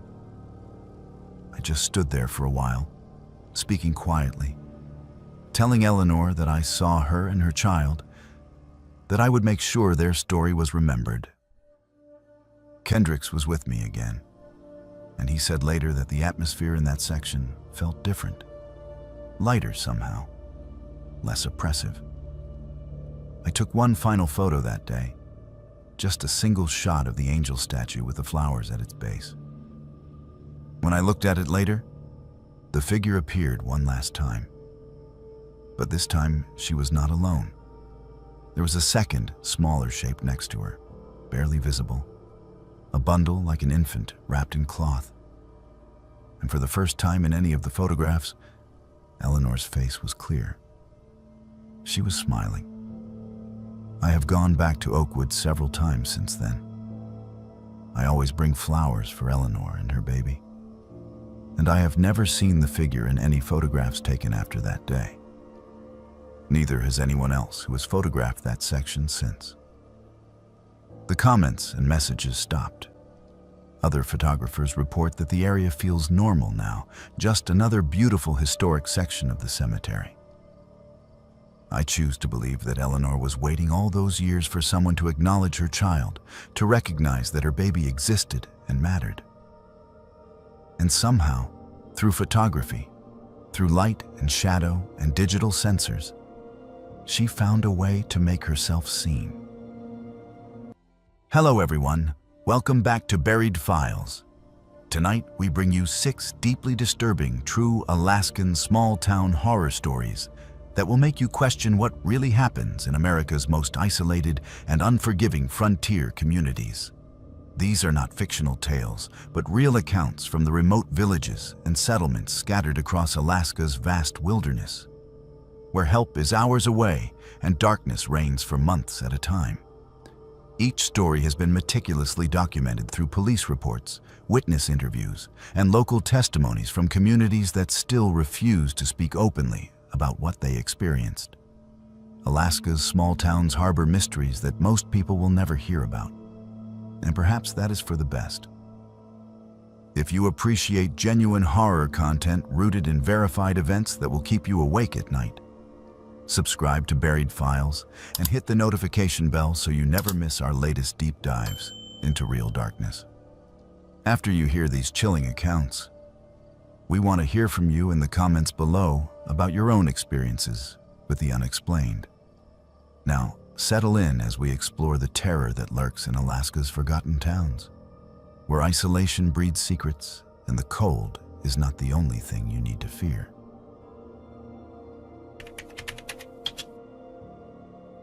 In late September of 2019, Catherine Morrison arrived in the small Alaskan town of Coldwater, a remote community of barely 300 residents located 90 miles from the nearest highway and over 200 miles from Anchorage. She had accepted a teaching position at the town's only school, a single building that housed grades kindergarten through 12. Catherine thought this would be her fresh start, a place where she could escape the chaos of her divorce and the suffocating memories of her failed marriage in Seattle. She believed that a small town would offer her peace, simplicity, and a chance to rebuild her life in a place where nobody knew her past. She had no idea that within 3 months, she would witness something that would make her question everything she thought she knew about human nature and the secrets that isolated communities can hide. The town of Coldwater sat in a valley surrounded by dense spruce forests and jagged mountains that seemed to block out the sun even during the brief daylight hours of autumn. The population consisted mostly of families who had lived there for generations, supplemented by a handful of workers at the nearby fishing processing plant that operated seasonally. There was one general store, one church, a volunteer fire department, and a small clinic staffed by a rotating nurse practitioner who flew in twice a week. The town had no police department. The nearest Alaska State Trooper was stationed over an hour away by float plane, weather permitting. Catherine arrived on a chartered bush plane that landed on a gravel airstrip just outside town. The pilot, a weathered man in his 60s named Tom, helped her unload her bags and gave her a long look before he spoke. He told her that Coldwater was a good town full of good people, but it was not a place for outsiders who asked too many questions. Catherine laughed nervously and told him she was just there to teach, nothing more. Tom nodded slowly and said that was probably for the best. Then he climbed back into his plane and left her standing there with her suitcases, watching as the aircraft disappeared into the gray sky. The school principal, a woman named Margaret Chen, who had lived in Coldwater for 15 years, picked Catherine up in an old pickup truck and drove her to a small cabin on the edge of town. Margaret explained that the cabin came with a teaching position and had been empty since the previous teacher left abruptly the year before. Catherine asked why the teacher had left, but Margaret's expression hardened and she said only that some people were not cut out for the isolation. The cabin was modest but clean, with a wood stove for heat, a generator for electricity, and a well for water. Margaret showed Catherine how everything worked, handed her a list of emergency contacts, and reminded her that school started in 2 days. Before she left, Margaret paused at the door and told Catherine that if she noticed anything unusual in town, it was best to mind her own business and focus on her students. Catherine found the comment strange, but attributed it to small-town eccentricity. The first few weeks passed without incident. Catherine threw herself into her work, teaching a combined class of 15 students ranging from 6th to 8th grade. The children were quiet and well-behaved, almost unnaturally so. They rarely spoke unless spoken to and seemed uncomfortable making eye contact with her. When Catherine asked them questions about their families or their lives outside school, they gave short, careful answers that revealed almost nothing. She noticed that several of the students had bruises on their arms and legs. But when she brought this up with Margaret, the principal told her curtly that life in rural Alaska was hard and children got bumps and scrapes from outdoor work. Catherine wanted to press the issue but remembered Margaret's warning about minding her own business. It was in mid-October when Catherine first noticed the meetings. Every Thursday evening, she observed trucks and snowmobiles arriving at the old community center, a weathered building near the center of town. Dozens of adults filed inside, and the meetings lasted for hours. No children ever attended. Catherine asked one of her students, a 12-year-old girl named Emma, what the Thursday meetings were about. Emma's face went pale, and she said quietly that it was just boring town council stuff that kids did not need to worry about. But the fear in Emma's eyes suggested something very different. Curiosity got the better of Catherine one Thursday night in early November. The temperature had dropped below zero and darkness came early, with only 4 hours of week daylight. She bundled up in her parka and walked through the snow-covered streets toward the community center. Light glowed from the windows, and she could hear voices inside, though she could not make out the words. Catherine approached quietly and peered through a gap in the curtains covering one of the windows. What she saw made her blood run cold. The entire adult population of Coldwater seemed to be packed into the room, standing in concentric circles around something in the center. Catherine could not see what they were looking at, but their faces were eerily calm, almost blank. At the front of the room stood a man she recognized as Robert Hayes, who owned the general store.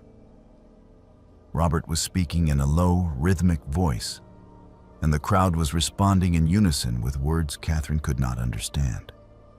It sounded like a chant or prayer, but in no language she had ever heard.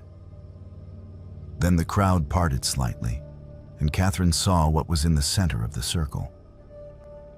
It was a teenage boy, perhaps 16 or 17, sitting in a chair with his head bowed. Catherine recognized him as David, one of her student's older brothers. His wrists were bound to the arms of the chair with thick rope. As Catherine watched in horror, Robert approached David with something in his hand that gleamed in the lamplight. It looked like a knife.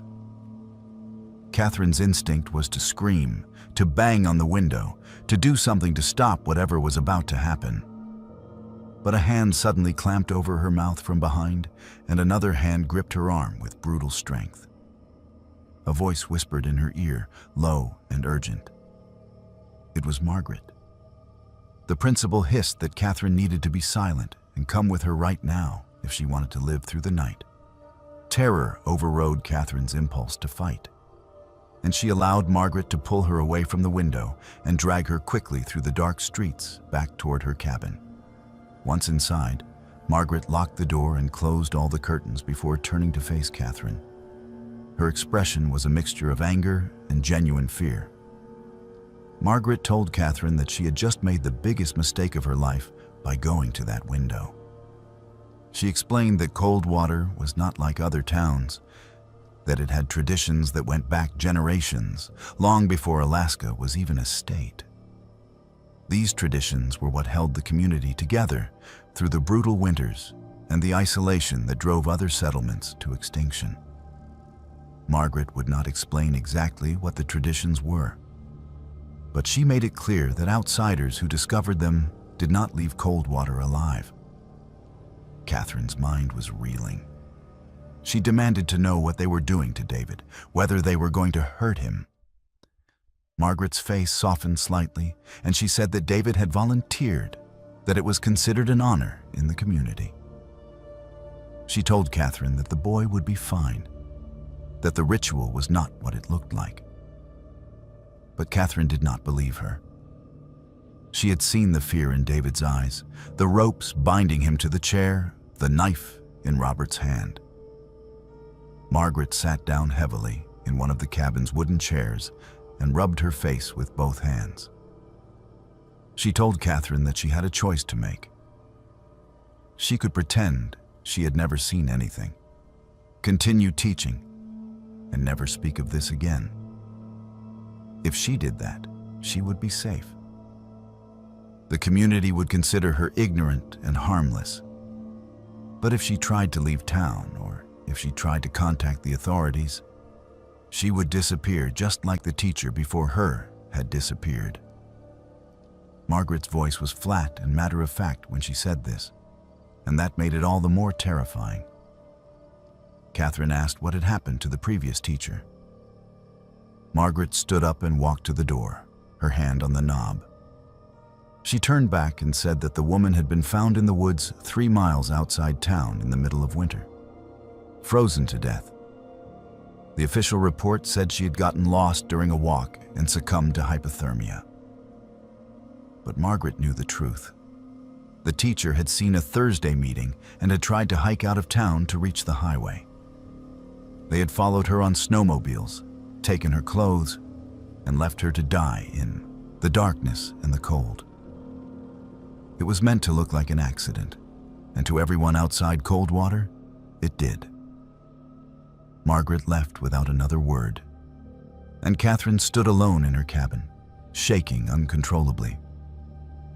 She wanted to run, to grab her satellite phone and call for help, to do anything except stay in this nightmare town for another second.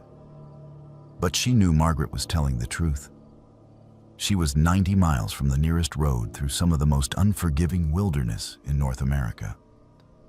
Winter was closing in. The temperatures would soon be deadly. Even if she could make it out of town without being caught, she would freeze to death before she reached help. For the next 2 weeks, Catherine lived in a state of constant terror. She continued teaching as if nothing had happened, but she could barely look at her students without wondering what they knew about their town's dark secrets. David returned to school 3 days after the meeting with a bandage on his left forearm. He seemed pale and withdrawn, but otherwise unharmed. Catherine wanted to ask him what had happened, but she could feel eyes on her constantly. Margaret watched her. Robert watched her. Even the children seemed to be reporting her every move. Then, in late November, Catherine witnessed something that finally made her understand the full horror of Coldwater's traditions. She was walking past the community center late one afternoon when she heard screaming from inside. It was a woman's voice, raw and anguished. Without thinking, Catherine ran to the building and pushed open the door. Inside, she found a scene that would haunt her for the rest of her life. A woman named Lisa, whose daughter was in Catherine's class, was kneeling on the floor, surrounded by a dozen other townspeople.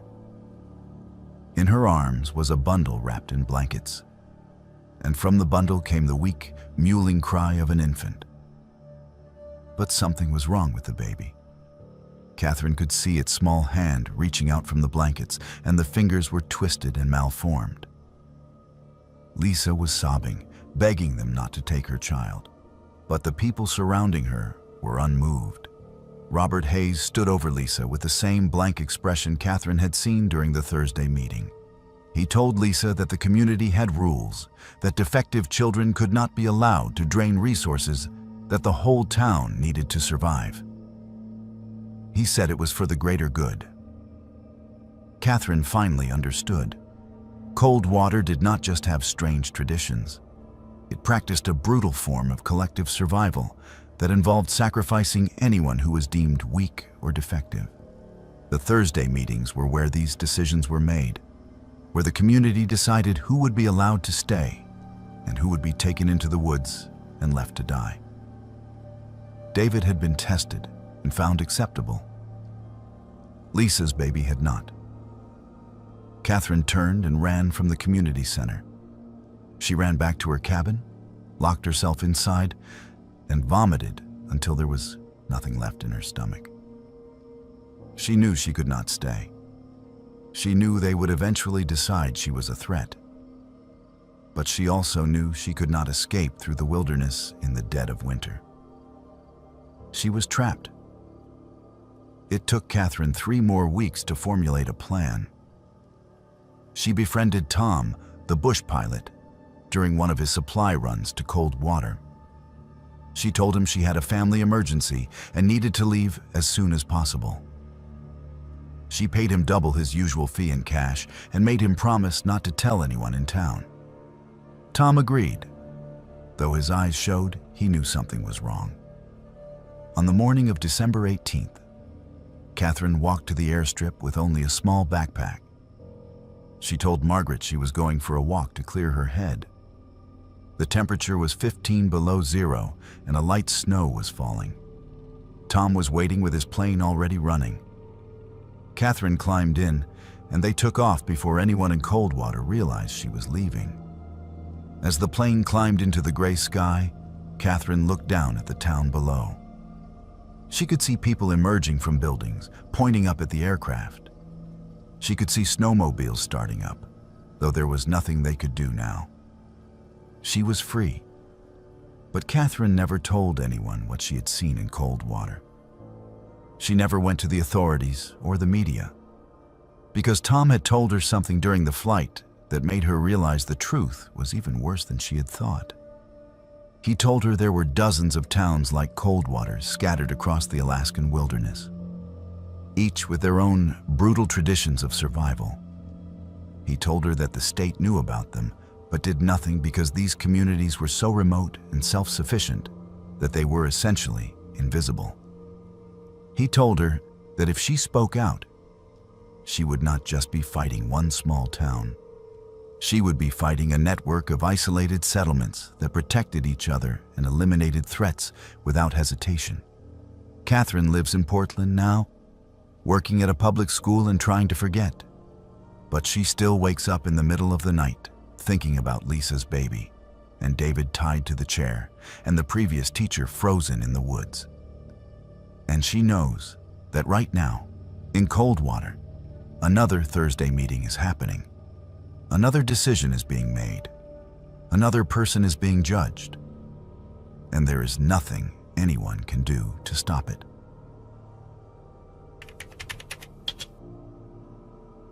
Jason Caldwell arrived in the small Alaskan town of Birch Creek on June 14, 2021, with a plan to spend 3 weeks photographing the summer wilderness for a travel magazine based in Denver. He was 28 years old, an experienced outdoorsman who had hiked through national parks across the western United States. And he had been dreaming of an Alaska trip for years. Birch Creek, with a population of just under 400 people, was supposed to be his base camp for exploring the surrounding mountains and rivers. The town sat 40 miles from the nearest paved road, accessible only by bush plane or a treacherous dirt track that was impassable for half the year. Jason thought the remoteness would make for better photographs, more authentic content that had not been captured 1,000 times before. He had no way of knowing that he would never leave Birch Creek alive, and that his disappearance would become one of the most disturbing unsolved mysteries in modern Alaskan history. Jason checked into the Birch Creek Lodge, the only accommodation in town, run by a husband and wife team named Frank and Susan Morrison. The lodge was a rustic 2-story building with 8 rooms, a small restaurant on the first floor, and a bar that served as the social center for locals and the occasional tourist. Frank was a large man in his 50s, with a thick beard and a gruff manner, while Susan was quieter, more watchful. They welcomed Jason cordially enough and gave him a room on the 2nd floor overlooking the main street, which consisted of a general store, a post office, a fuel depot, and a handful of houses. For the first week, everything went exactly as Jason had planned. He spent his days hiking into the wilderness with his camera equipment, photographing the endless forests of black spruce and white birch, the crystal-clear streams teeming with salmon, and the mountains that rose up in every direction like ancient sentinels. He returned to the lodge each evening tired but exhilarated, uploading his photos to his laptop and writing notes for his article. He ate dinner in the lodge restaurant and occasionally had a drink at the bar, where he made small talk with the locals who gathered there.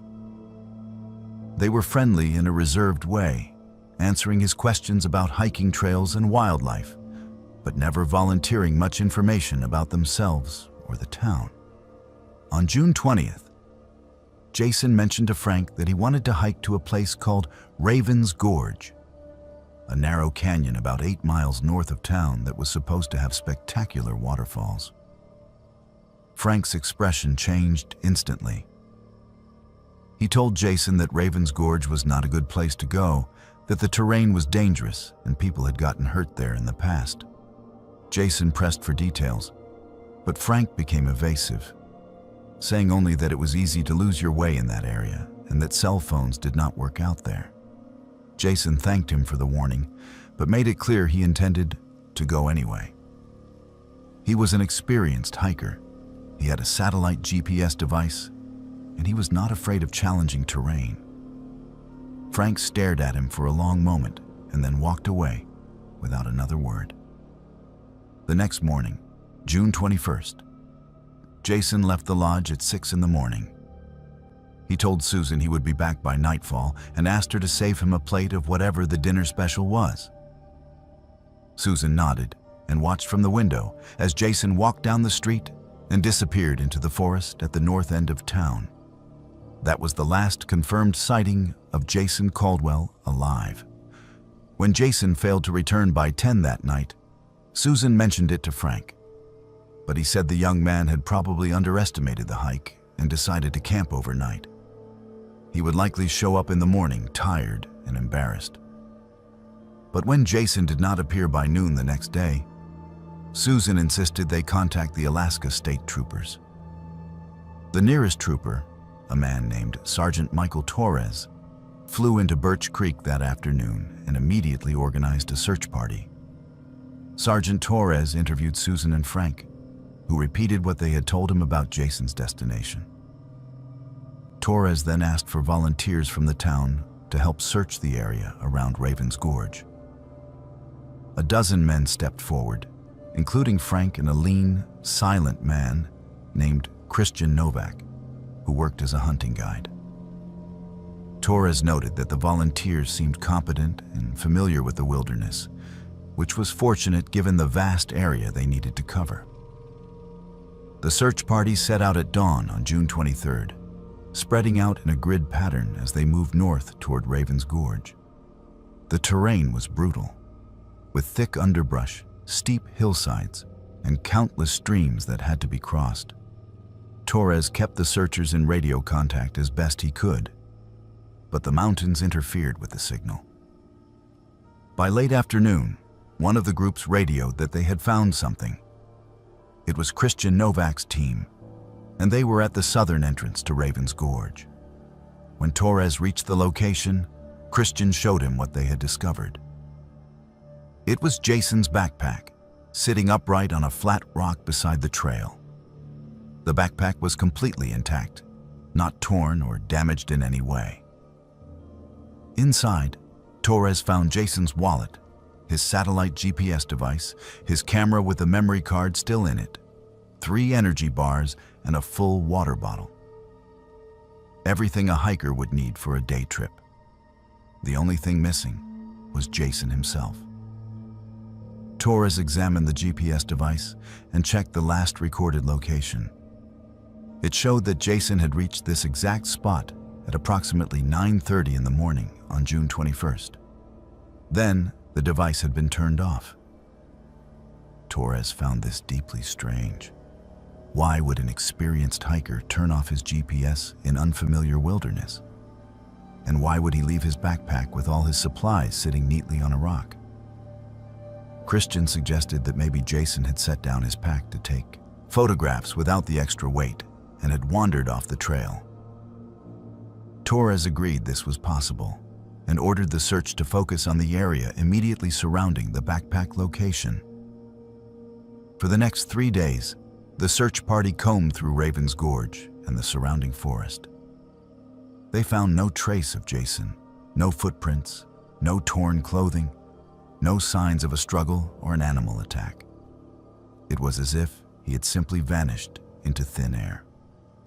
On June 27th, Torres expanded the search radius and brought in additional troopers and a search and rescue dog team from Anchorage. The dogs were given Jason's scent from clothing in his lodge room and led to the location where the backpack had been found. But from that point, the dogs could not pick up a trail. They circled the area, whining and agitated, but they could not indicate a direction that Jason had gone. The dog handlers told Torres this was extremely unusual. Even if Jason had climbed onto rocks or crossed water, the dogs should have been able to find some scent trail. It was as if Jason's scent simply ended at the rock where his backpack had been placed. Torres began to suspect that Jason's disappearance was not a simple case of getting lost. He returned to Birch Creek and conducted more detailed interviews with the townspeople.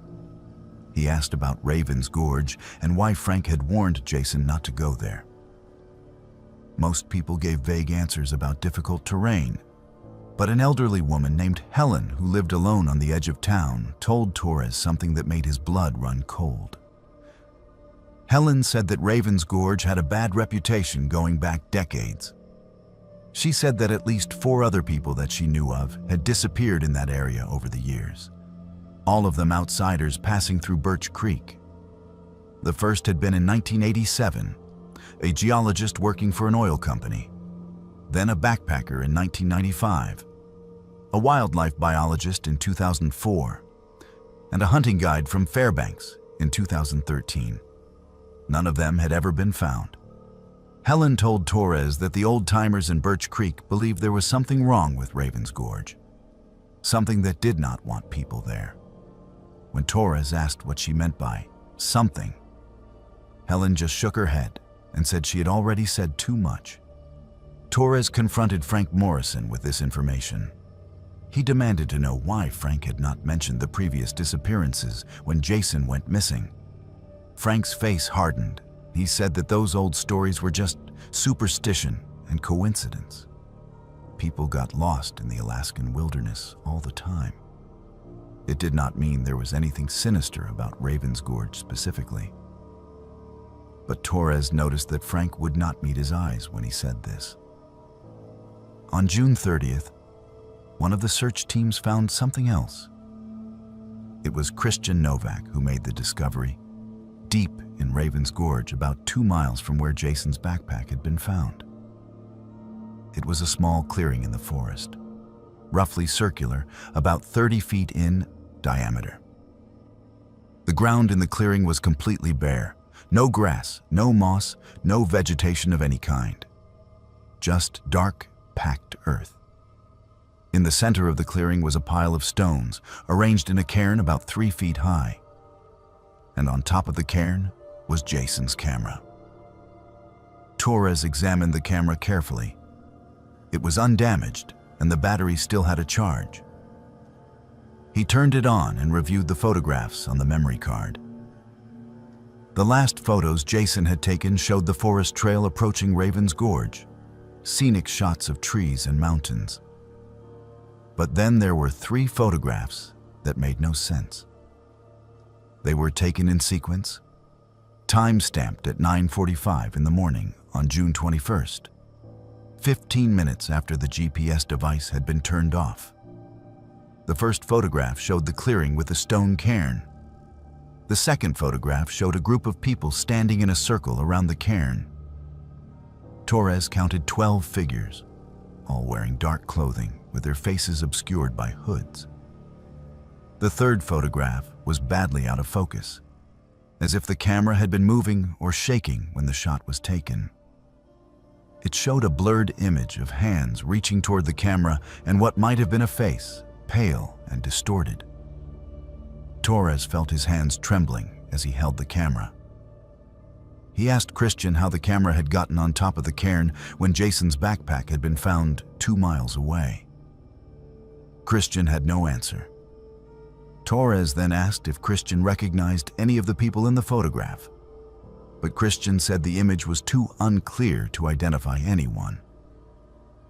Torres did not believe him.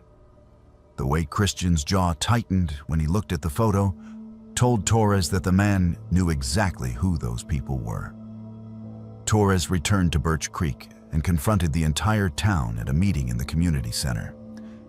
He showed the photographs to everyone and demanded an explanation. He said he believed that someone in Birch Creek knew what had happened to Jason Caldwell and that he intended to investigate this as a possible homicide. The room was silent. People looked at each other, but no one spoke. Finally, Frank Morrison stood up and said that Torres was wasting his time. He said the photograph proved nothing except that Jason had found some old ceremonial site, probably native Alaskan, and taken pictures before he wandered off and got lost. Frank said that if Torres wanted to waste state resources searching for a careless tourist, that was his business. But the people of Birch Creek had lives to live and could not spend any more time on this. Torres knew he was beaten. Without cooperation from the locals, without physical evidence of a crime, and with hundreds of square miles of wilderness to search, there was no way to prove what had happened to Jason. The official search was called off on July 5th, 2021. Jason Caldwell was declared a missing person, and the case remains open, but inactive. But Sergeant Torres did not give up entirely. He spent months investigating Birch Creek from a distance, pulling records and talking to people who had visited the town over the years. He discovered that Helen had been telling the truth about the previous disappearances. 4 people had indeed vanished near Ravens Gorge going back to 1987, all of them outsiders, all of them last seen in Birch Creek. And in each case, the searches had found strange evidence that made no sense. The geologist's boots had been found neatly placed on a tree stump. The backpacker's tent had been found fully set up with all her gear inside, but no sign of the woman herself. The wildlife biologist's notebook had been found with pages torn out. The hunting guide's rifle had been found leaning against a rock, unloaded, with the ammunition scattered in a perfect circle around it. Torres also discovered something else. He found records of land ownership in the Ravens Gorge area and learned that the clearing where Jason's camera had been found was on private property that had been in the same family for over 100 years. The family name was Novak. Christian Novak's family. Torres attempted to get a warrant to search the Novak property, but the district attorney refused. There was no probable cause, no evidence of a crime, just a series of coincidences and a photograph that could be interpreted a dozen different ways. Torres was told to let it go. But Torres could not let it go. He became obsessed with the case, convinced that the people of Birch Creek were protecting a terrible secret.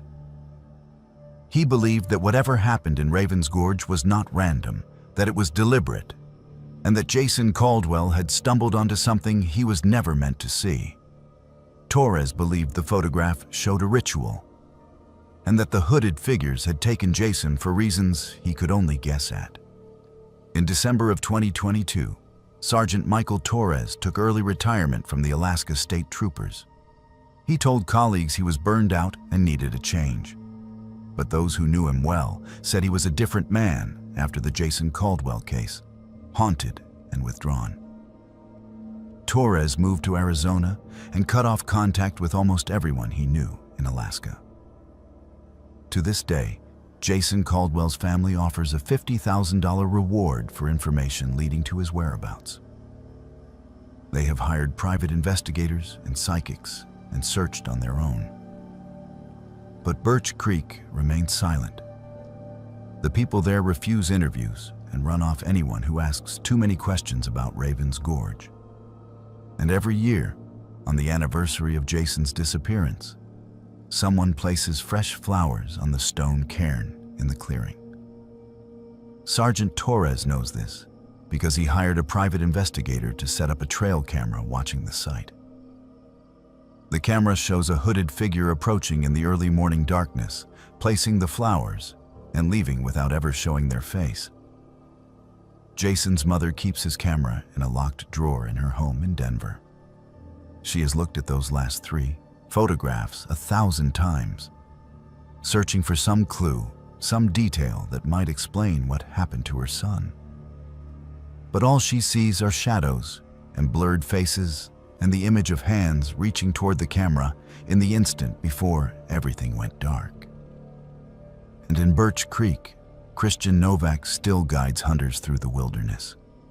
And Frank Morrison still runs the lodge. And the people still gather in private and speak in whispers about the things that must be done to keep their town alive in the unforgiving Alaskan wild. And Ravens Gorge waits, silent and patient, for the next outsider who ignores the warnings and ventures too deep into places where they do not belong.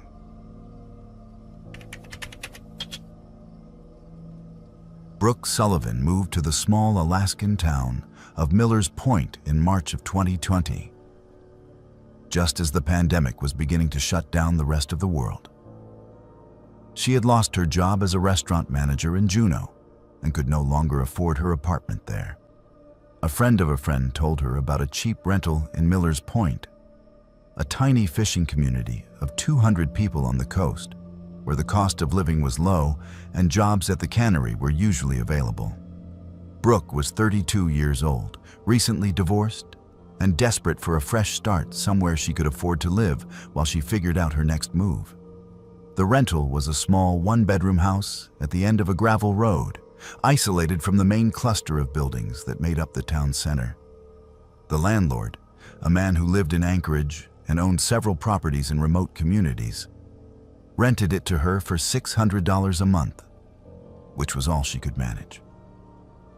Brooke thought the isolation would be peaceful, a chance to heal from her failed marriage and reset her life.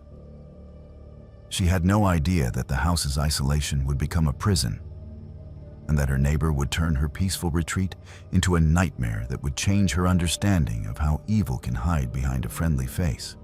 The house was small but adequate, with a wood stove for heat, a propane generator for electricity, and well water that tasted faintly of iron. The furniture was old but functional. The windows were drafty and the floors creaked, but Brooke had lived in worse places. What mattered most was that it was hers, at least for as long as she could pay the rent. The nearest neighbor was about 200 yards away through a thin strip of spruce trees. Brooke could see the neighbor's house from her kitchen window, a larger and better maintained building with a satellite dish on the roof and a newish pickup truck parked outside. On her second day in Miller's Point, the neighbor came to introduce himself. His name was Adam Pierce, and he appeared to be in his mid-40s, tall and lean with graying hair and a quiet, careful way of speaking. He welcomed Brooke to the area and told her that if she needed anything, she should not hesitate to ask. He explained that living in remote Alaska required neighbors to look out for each other because help from town could be a long time coming in an emergency. Brooke thanked him and appreciated the gesture. Adam seemed kind and respectful, keeping a polite distance and not overstaying his welcome. Before he left, he mentioned that he worked from home as a software consultant and was around most of the time if she ever needed assistance with anything. For the first few weeks, Adam was the model neighbor. He helped Brooke figure out how to properly maintain her wood stove when she was having trouble keeping the house warm. He showed her where the best spot was to get cell phone reception, a small hill about a quarter-mile away where you could sometimes get a single bar of service. He even brought her fresh-caught halibut one evening, saying he had caught more than he could eat and thought she might enjoy some. Brooke was grateful for his kindness and felt fortunate to have such a helpful neighbor in such an isolated place. But then small things started to happen that made Brooke uncomfortable. She began noticing that items in her house were not quite where she had left them. A coffee mug moved from one counter to another. A book on her nightstand that she was certain she had left closed was now open to a different page. A chair in her living room turned at a slightly different angle. Each incident was minor enough that Brooke convinced herself she was misremembering or being paranoid. The isolation and silence of the house were getting to her, making her imagine things. Then one morning in early April, Brooke woke up and found muddy boot prints on her kitchen floor leading from the back door to the hallway outside her bedroom. Her back door was locked from the inside, and she had heard nothing during the night. The boot prints were too large to be hers. Someone had been in her house while she was sleeping. Brooke's hands shook as she examined the prints.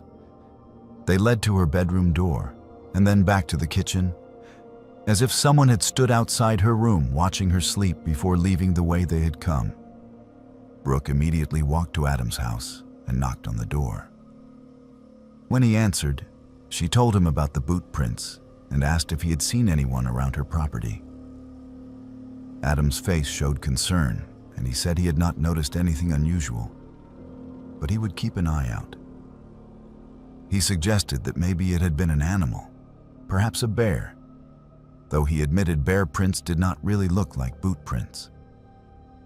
His explanation made no sense, and Brooke left feeling more unsettled than reassured. She noticed as she walked away that Adam was wearing boots, and she wondered about the size. That night, Brooke wedged a chair against her back door and slept with a kitchen knife under her pillow. She barely slept at all, jerking awake at every small sound. In the morning, the chair was still in place, but when she looked out her kitchen window toward Adam's house, she saw him standing on his porch, looking directly at her window. When he saw her looking back, he raised his hand in a casual wave and went back inside. The gesture felt wrong, almost mocking. Over the next week, the incidents escalated. Brooke began hearing footsteps on her porch at night, soft and deliberate, circling the house. When she looked out the windows, she saw no one. She found scratches on her bedroom window, as if someone had been testing whether it would open. Her mail, which was delivered to a box at the end of her driveway, started arriving already opened. And twice she came home from trips to the general store to find her front door unlocked, even though she was certain she had locked it before leaving. Brooke tried to report the incidents to the town's volunteer constable, an older man named Gary, who worked part-time and had no real law enforcement training. Gary listened to her story and said he would look into it. But he clearly did not take her seriously. He suggested she was probably not used to living alone in such a remote area, and that isolation could play tricks on the mind. He told her to install better locks and maybe get a dog for security. Brooke left his office feeling dismissed and alone. She decided to confront Adam directly. One afternoon, she walked to his house and knocked on the door. When he answered, she told him plainly that she believed someone was harassing her and that she suspected it might be him. Adam's expression did not change. He looked at her with calm, unreadable eyes and asked why she would think such a thing. Brooke explained about the boot prints, the disturbed items, the footsteps, the scratches. Adam listened quietly and then told her he was sorry she was having such a difficult time adjusting to life in Millers Point. But he had nothing to do with any of it. He said that perhaps she should consider moving somewhere less isolated if she was feeling this paranoid and unsafe. The way he said paranoid made it clear he thought she was mentally unstable. That night, Brooke decided to set a trap. She took a photo of her living room with her phone, making sure to capture the exact position of every object. The coffee table, the books, the couch cushions, everything. Then she left the house and walked to the general store, deliberately staying away for 2 hours. When she returned, she immediately took another photo. Someone had been inside. The coffee table had been moved 3 inches to the left. One of the couch cushions had been flipped over. And sitting on her kitchen counter was a piece of paper with a single word written on it in neat handwriting. Watching. Brooke felt her chest tighten with fear and rage. She grabbed the note and marched to Adam's house, pounding on the door. When he opened it, she shoved the paper in his face and demanded to know why he was doing this to her. Adam took the note, examined it, and then looked at her with what appeared to be genuine confusion. He said he did not know what she was talking about and asked if she had considered that maybe someone else in town had access to her house. He suggested that maybe her landlord had given a key to a previous tenant who had not returned it. The suggestion was plausible enough that Brooke hesitated, and in that moment of hesitation, Adam smiled. It was a small smile, barely noticeable, but it told Brooke everything she needed to know. He was enjoying this. Brooke contacted her landlord that same day, using the spotty cell phone reception from the Hill. She told him about the harassment and demanded to know who else had keys to the house. The landlord insisted that only he and Brooke had keys, but he offered to change the locks if it would make her feel better. He also mentioned, almost as an afterthought, that the previous tenant had left very suddenly in the middle of the night and had never collected her security deposit. When Brooke asked why the woman had left, the landlord said he did not know, that she had just called him and told him she was never coming back to Millers Point and to keep the deposit. This information sent a chill through Brooke. She asked the landlord what the previous tenant's name was, and he told her it was a woman named Rachel Dunn. Brooke asked if he had contact information for Rachel, but the landlord said the number he had for her was disconnected. Brooke thanked him and ended the call, her mind racing. She needed to find Rachel Dunn and learn what had happened to her. It took Brooke 3 days of searching online and making calls to finally track down Rachel Dunn. She found her living in Seattle, working at a bookstore. When Brooke called and explained who she was and where she was living, there was a long silence on the other end of the line. Then Rachel asked in a shaking voice if Brooke's neighbor was a man named Adam Pierce.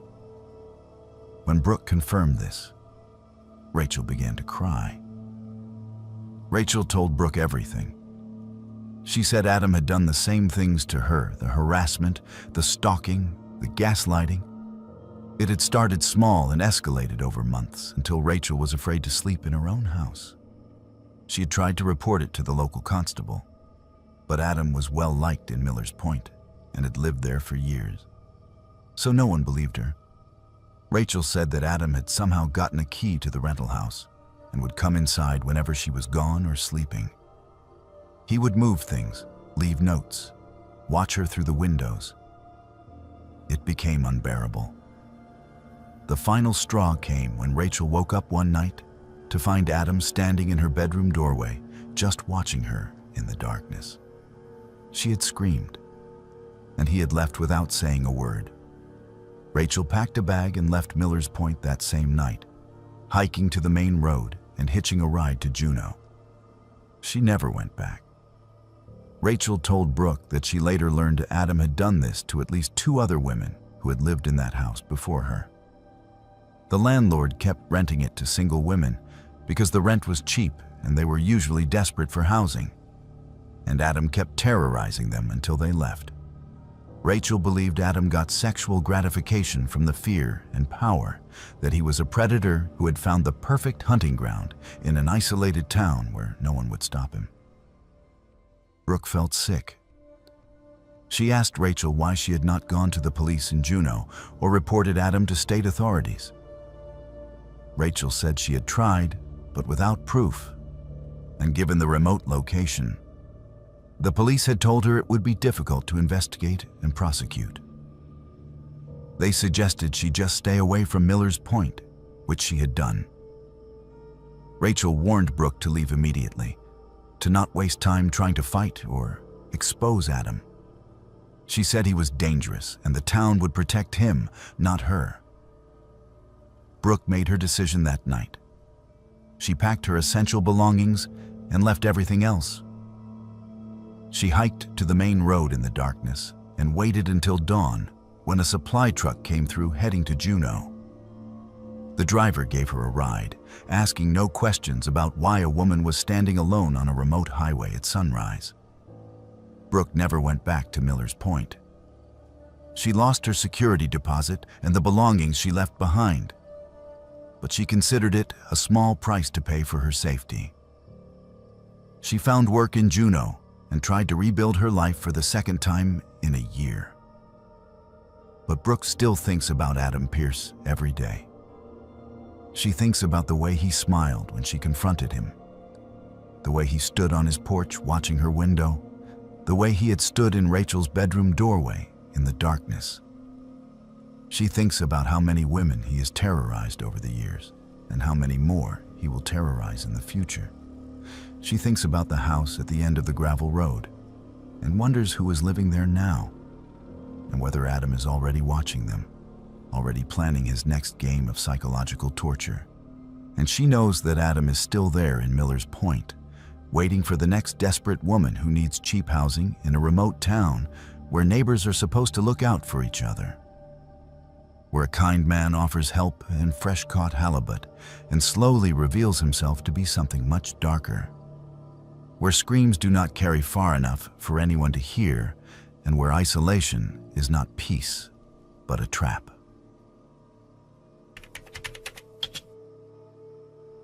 The winter of 2018 to 2019 was one of the coldest and darkest in recent memory for the small Alaskan town of McCarthy, population 250. The sun disappeared for nearly 2 months. The temperatures dropped to 40 below zero, and the snow piled so high that some houses were buried up to their windows. It was the kind of winter that tested the resolve of even the hardiest residents. The kind that made people wonder why anyone would choose to live in such an unforgiving place. But what made that winter truly unforgettable was not the cold or the darkness. It was the fact that 3 people vanished without a trace over the course of 12 weeks, disappearing one by one in a pattern so disturbing that it still haunts those who remain. The first to disappear was Sean Mitchell, a 41-year-old mechanic who had lived in McCarthy for 15 years. Sean was well-liked and reliable, the kind of man who would drop everything to help a neighbor fix a broken snowmobile or repair a generator. He lived alone in a small cabin on the south edge of town and kept to himself outside of work, but everyone knew him and trusted him.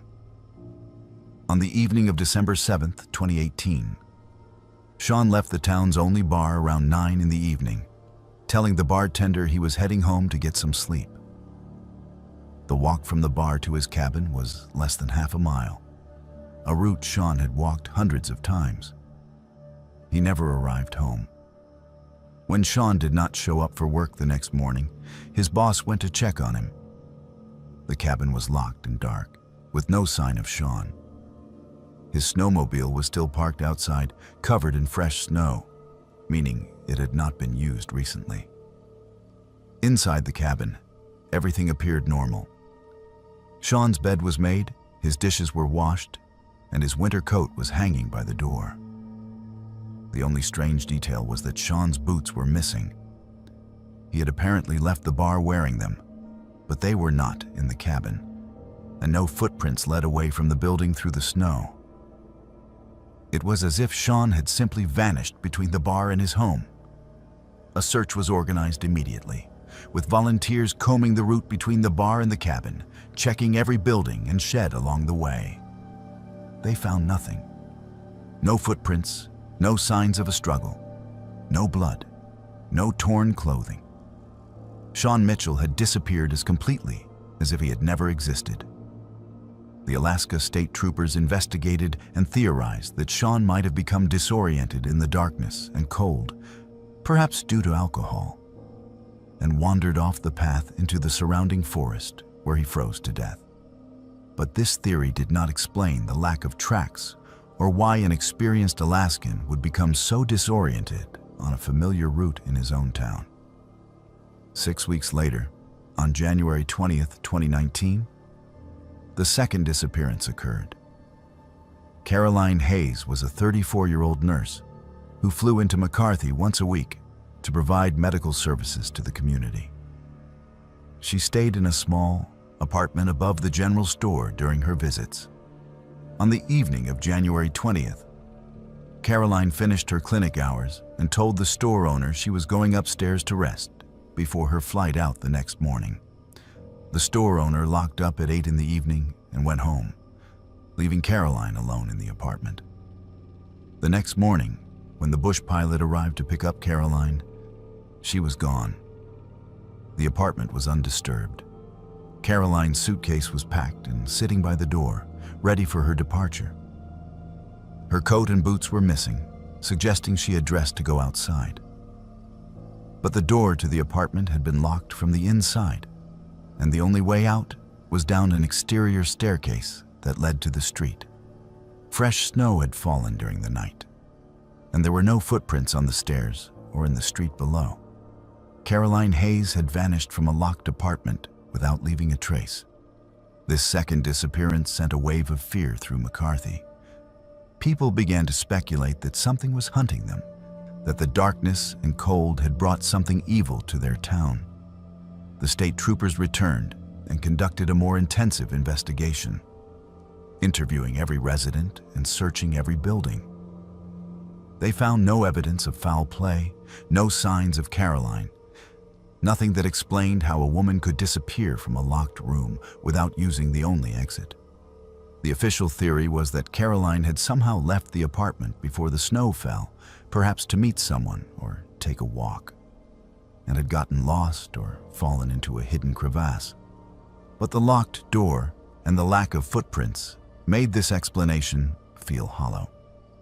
The third disappearance happened on March 3, 2019, just as the sun was beginning to return for more than a few hours each day. Zoe Brennan was a 26-year-old woman who worked at the town's fuel depot, one of the few year-round jobs available in McCarthy. Zoe was quiet and kept to herself, living in a trailer at the north end of town. On the afternoon of March 3rd, Zoe finished her shift at the fuel depot at 4 in the evening. A co-worker saw her walking toward her trailer in the fading daylight. That was the last confirmed sighting of Zoe Brennan. When Zoe did not show up for work the next morning, her supervisor went to check on her. The trailer was unlocked and empty. Inside, investigators found a scene that was both mundane and deeply unsettling. Zoe's work clothes were folded neatly on her bed. Her dinner, a half-eaten bowl of soup, was on the kitchen table, still lukewarm. The television was on, playing static because the broadcast had ended, and on the bathroom mirror, someone had written a single word in what appeared to be condensation or steam. 3. The word 3 sent a chill through everyone who saw it. It seemed to suggest that the disappearances were not random, that they were deliberate, and that whoever or whatever was responsible was counting. But counting what? Victims? Warnings? No one knew, and the ambiguity made it even more terrifying. The Alaska State Troopers brought in additional resources, including criminal profilers and search and rescue teams. They interviewed every single person in McCarthy, looking for connections between Sean, Caroline, and Zoe. What they found was disturbing in its implications. All three had disappeared on dates that fell exactly 6 weeks apart. All three had vanished without any physical evidence of their departure. And all three had been alone at the time of their disappearance, with no witnesses to what had happened. More disturbing still was a detail that emerged during the investigation. A local woman named Linda, who had lived in McCarthy for 30 years, came forward with information she had been afraid to share. She told the troopers that similar disappearances had occurred in the winter of 1989 to 1990, 30 years earlier. 3 people had vanished that winter, one every 6 weeks, all without a trace. Linda had been young at the time and remembered the fear that had gripped the town. The disappearances had stopped after the third victim, and life had eventually returned to normal. People tried to forget, but Linda had never forgotten. And when the pattern repeated itself in 2019, she knew it was not a coincidence.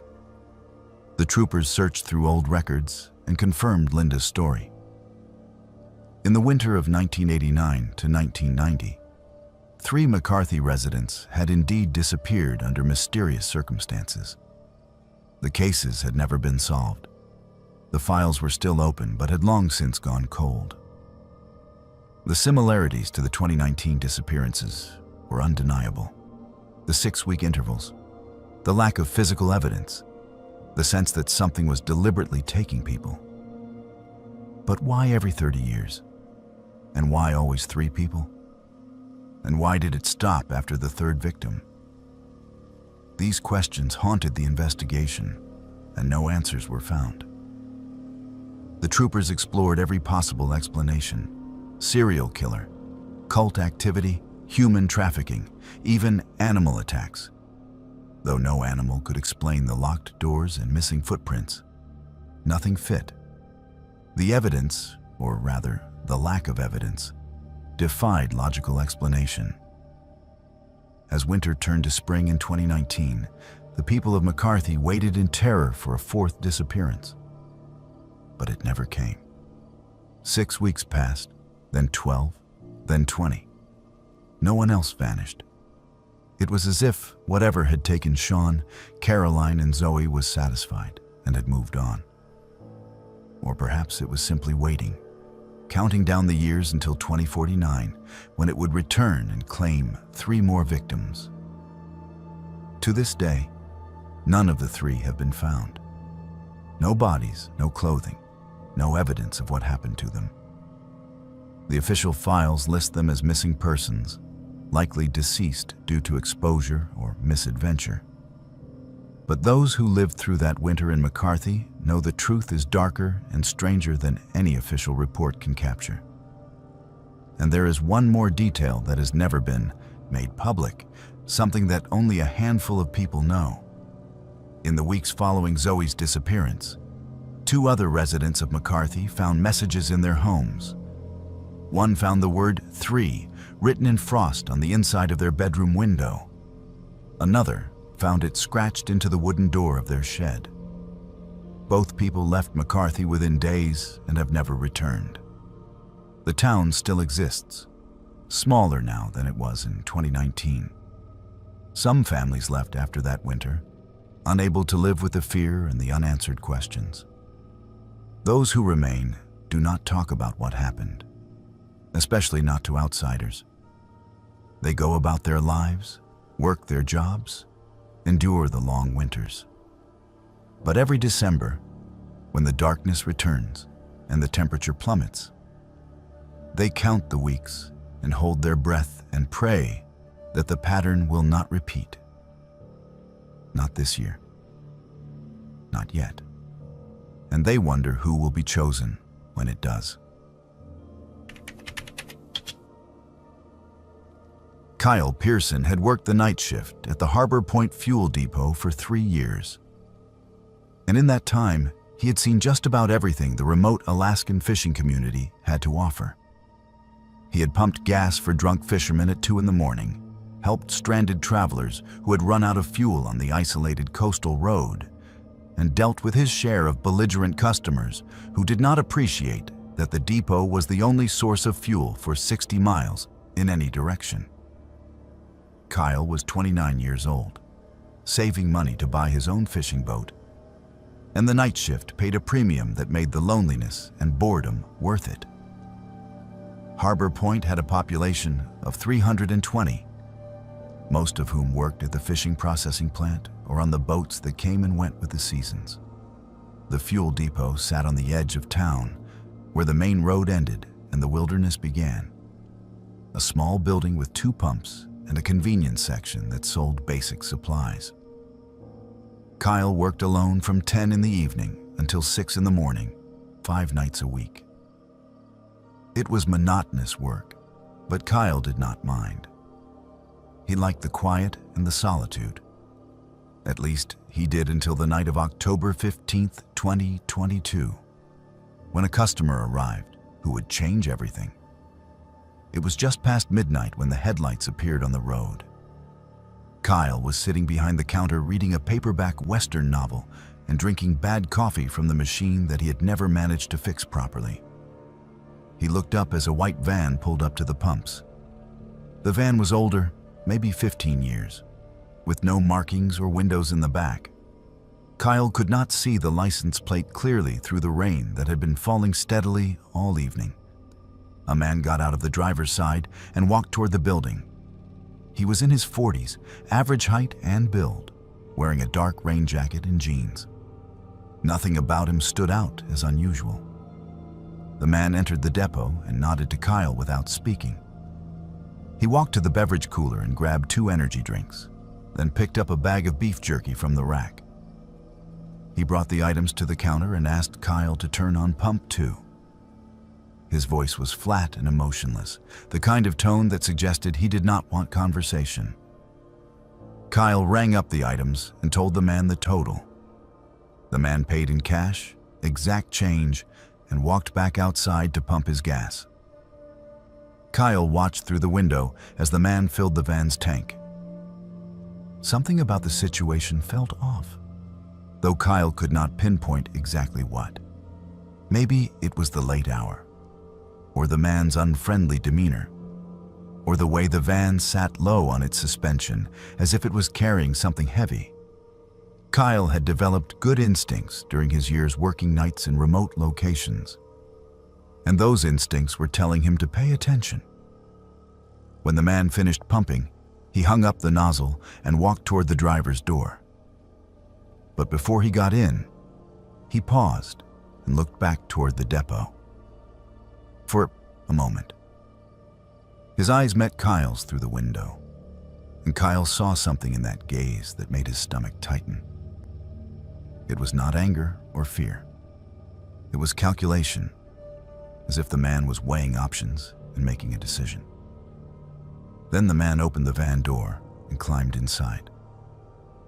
Kyle expected the van to drive away, but instead, the man sat there with the engine running. 1 minute passed, then 2. Kyle could see the man's silhouette through the windshield, unmoving. The van's brake lights glowed red in the rain. Kyle felt his pulse quicken. Something was wrong.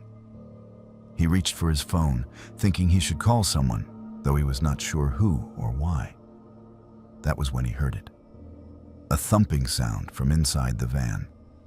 3 distinct thuds against metal, rhythmic and deliberate. Then silence.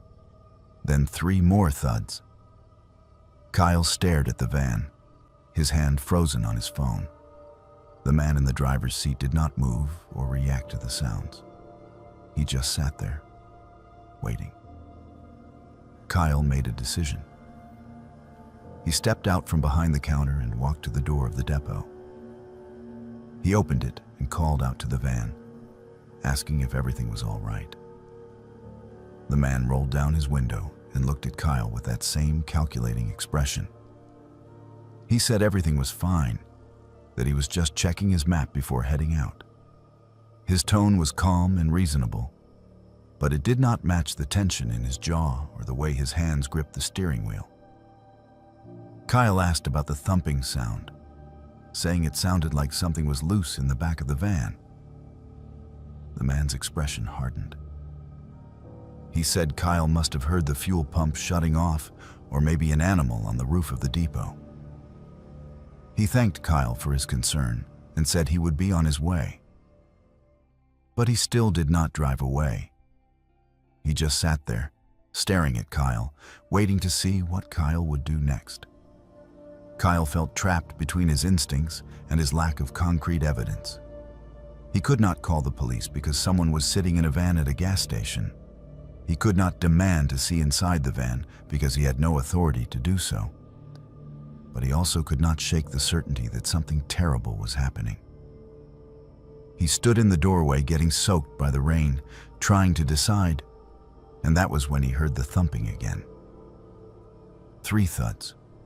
Pause. 3 thuds. It was definitely coming from inside the van, and it was definitely deliberate. Someone was in there, and they were trying to signal for help. Kyle pulled out his phone and dialed the Alaska State Trooper emergency line. The nearest trooper was 45 minutes away, but Kyle did not care. He kept his eyes on the van while he waited for someone to answer.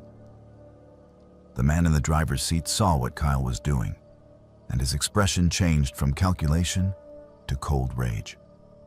He threw the van into reverse and backed away from the pumps, tires spinning on the wet pavement. Kyle shouted into his phone that a white van was fleeing the Harbor Point fuel depot and that he believed someone was being held in the back of it. He tried to read the license plate as the van sped away, but the rain and darkness made it impossible. He could only tell the dispatcher the make and color of the vehicle and the direction it was heading, north on the coastal road toward the town of Whittier. The trooper arrived an hour later. Kyle gave his statement, describing everything he had seen and heard. The trooper took notes and said he would put out an alert for the van. But he also told Kyle that without a license plate number or a clear description of a crime, there was little he could do. The thumping sounds could have been cargo shifting. The man's behavior could have been nervousness or annoyance at being questioned. Kyle understood the trooper's position, but he also knew what he had heard. Someone had been in that van asking for help. 3 days later, Kyle received a call from the Alaska State Troopers. They had found the white van abandoned on a logging road 15 miles north of Harbor Point. The back of the van had been recently cleaned with bleach, But luminol testing revealed massive amounts of blood that had soaked into the floor panels. DNA analysis would take weeks, but the troopers believed they were looking at a crime scene. They asked Kyle to come in and provide a more detailed statement, and to work with a sketch artist to create a composite of the man's face. Kyle did everything they asked. He described the man in as much detail as he could remember. Average height, average build, dark hair going gray at the temples, no distinguishing marks. The sketch artist created an image that looked like 1,000 other middle-aged men. The troopers thanked Kyle and told him they would be in touch if they had more questions. Weeks turned into months. The DNA from the van was matched to a woman named Sarah Chen, who had been reported missing from Anchorage 2 weeks before Kyle's encounter. Sarah was a 33-year-old accountant who had disappeared while walking to her car after work. Her body was never found. The investigation went nowhere. The man from the fuel depot vanished as completely as Sarah had. Without a name, a license plate, or any identifying information, the troopers had nothing to work with. Kyle quit his job at the fuel depot a month after giving his statement. He could not stand the thought of working there anymore, of sitting behind that counter knowing that he had been so close to saving Sarah Chen and had hesitated just long enough for her killer to escape. He moved to Fairbanks and found work on a construction crew, trying to rebuild his life and move past the guilt. But Kyle still thinks about that night every single day. He thinks about the thumping sounds, 3 deliberate thuds that he now knows were Sarah using the last of her strength to call for help. He thinks about the moment he hesitated before calling the police, those precious seconds when he talked himself into doubting his instincts. He thinks about how different things might have been if he had acted faster or been braver or made just one different choice. And he thinks about the man in the van, who is still out there somewhere, still driving the back roads of Alaska with his empty eyes and his cargo of horror. Kyle wonders how many other people have seen that van pull into a gas station late at night. He wonders how many of them noticed something wrong and then convinced themselves they were imagining it. He wonders how many opportunities there have been to stop this man, and how many of those opportunities were lost because someone hesitated or doubted or simply did not want to get involved. Kyle knows he will carry this burden for the rest of his life, the weight of a woman he never met but failed to save nonetheless. Lily Chen worked at the front desk of the Timber Lodge, the only hotel in the small Alaskan town of Copper Ridge, a community of 400 people nestled in a valley surrounded by mountains and dense forest. She had held the job for 6 years, ever since she graduated from high school and decided to stay in the town where she had grown up, rather than move to Anchorage or Fairbanks, like most of her classmates. Lily was 24 years old, quiet and efficient, the kind of employee who showed up on time and never caused problems. She knew most of the people in Copper Ridge by name, and she was familiar with the rhythms of the town, the seasonal workers who came and went, the tourists who passed through during the summer months, and the occasional traveler who stopped for a night on their way to somewhere else. The job was not exciting, but it was steady and comfortable, and Lily liked the predictability of it. She had checked in hundreds of guests over the years, and she prided herself on being able to read people, to sense when someone was friendly or standoffish, honest or sketchy. But on the night of August 9th, 2023, Lily checked in a man who seemed so completely ordinary that she would never have guessed that he was one of the most dangerous people she would ever meet. The man arrived at the lodge around 8 in the evening, just as Lily was settling in for the quiet hours of her shift. He drove a silver sedan that looked like a rental, and he walked into the lobby carrying a small duffel bag and a laptop case. He appeared to be in his late 30s, clean-shaven, wearing khaki pants and a polo shirt that made him look like a middle manager on a business trip. He smiled politely at Lily and said he needed a room for 2 nights. His voice was pleasant and unremarkable, with no accent that Lily could detect. He seemed tired, but not unfriendly. There was absolutely nothing about him that set off any alarm bells. Lily asked for his identification and credit card, the standard procedure for check-in. The man handed over a driver's license from Washington State. The name on the license was Sean Whitmore, and the photo matched the man standing in front of her. Lily entered his information into the computer and swiped his credit card. The card was declined. The man frowned and apologized, saying that sometimes his bank flagged transactions in remote locations as potential fraud. He asked if he could try a different card. Lily said of course, and waited while he pulled out another credit card from his wallet. This one went through without a problem.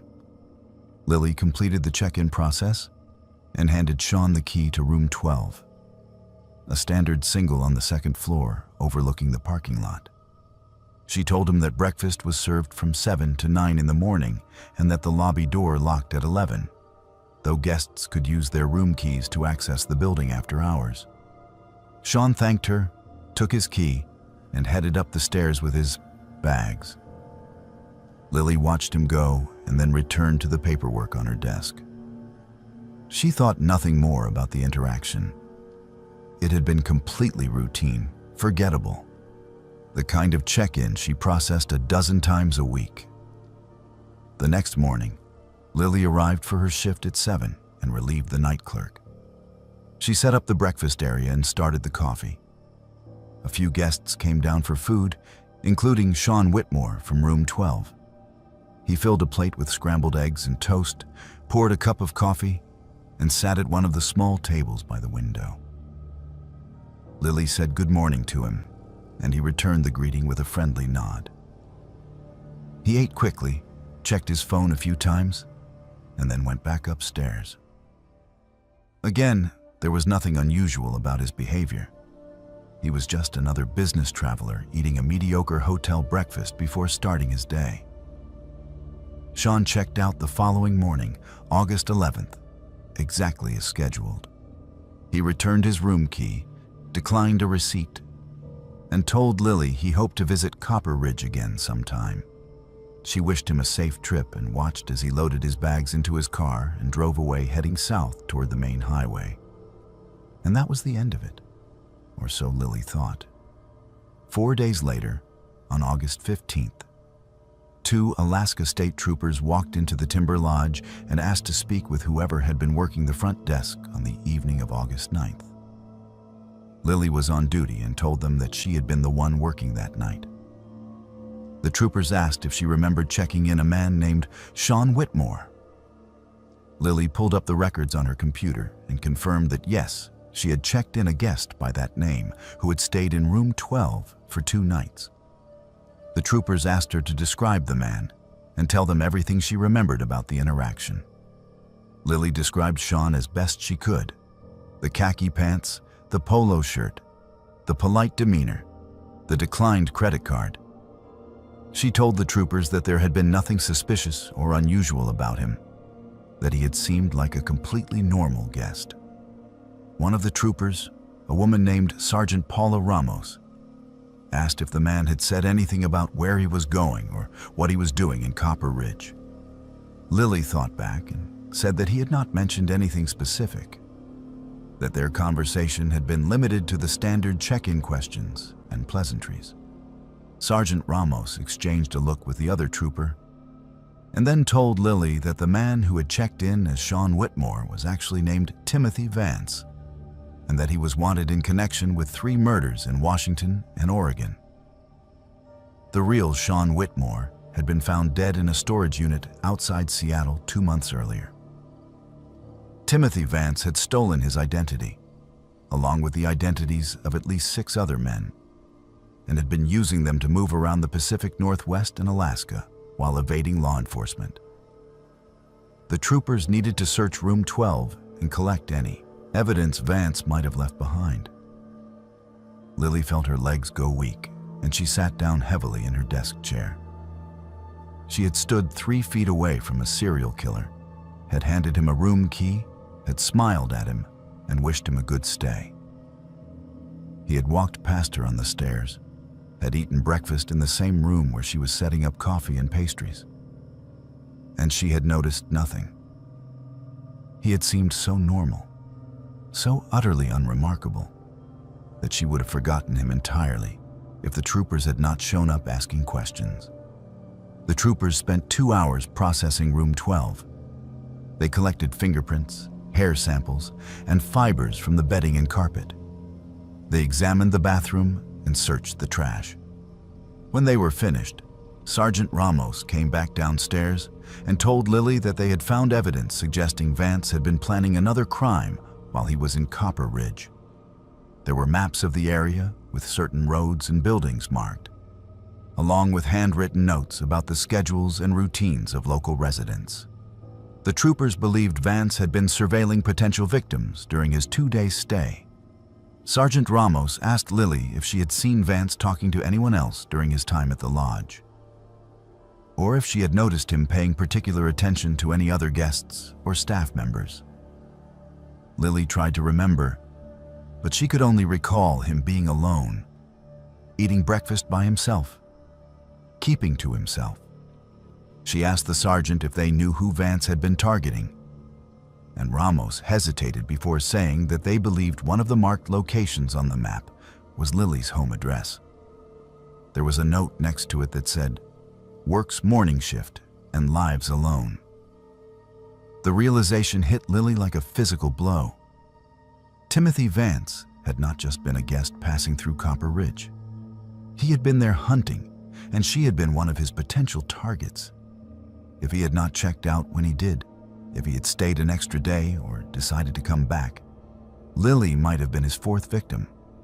She asked the troopers why he had left, why he had not followed through with whatever he had been planning. Sergeant Ramos said they did not know for certain, but they believed Vance might have become spooked when his first credit card was declined. He might have worried that the transaction would be flagged and investigated, and he had decided to move on rather than risk being caught. The troopers told Lily that they were increasing patrols in Copper Ridge and that she should be vigilant about her personal security. They gave her a number to call if she saw anything suspicious or if Timothy Vance made any attempt to contact her. Then they left with the evidence they had collected, promising to keep her updated on the investigation. But there were no updates.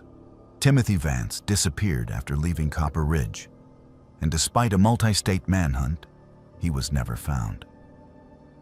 The FBI believes he is still alive and still killing, using stolen identities to stay hidden and mobile. His victims have all been young women who lived alone in small towns where people felt safe enough to trust a polite stranger with an ordinary face. Lily still works at the Timber Lodge, though she is asked to be moved to day shifts, so she's never alone in the building at night. She has installed security cameras at her home, and she carries pepper spray in her pocket wherever she goes. But the thing that haunts her most is not the fear of Timothy Vance returning. It is the knowledge that she looked evil in the face and saw nothing. She had every opportunity to sense something wrong, to feel the danger that was standing 3 feet away from her, and she had felt nothing. Because Timothy Vance had been so perfectly, convincingly ordinary. Lily thinks about this every time a new guest checks into the lodge.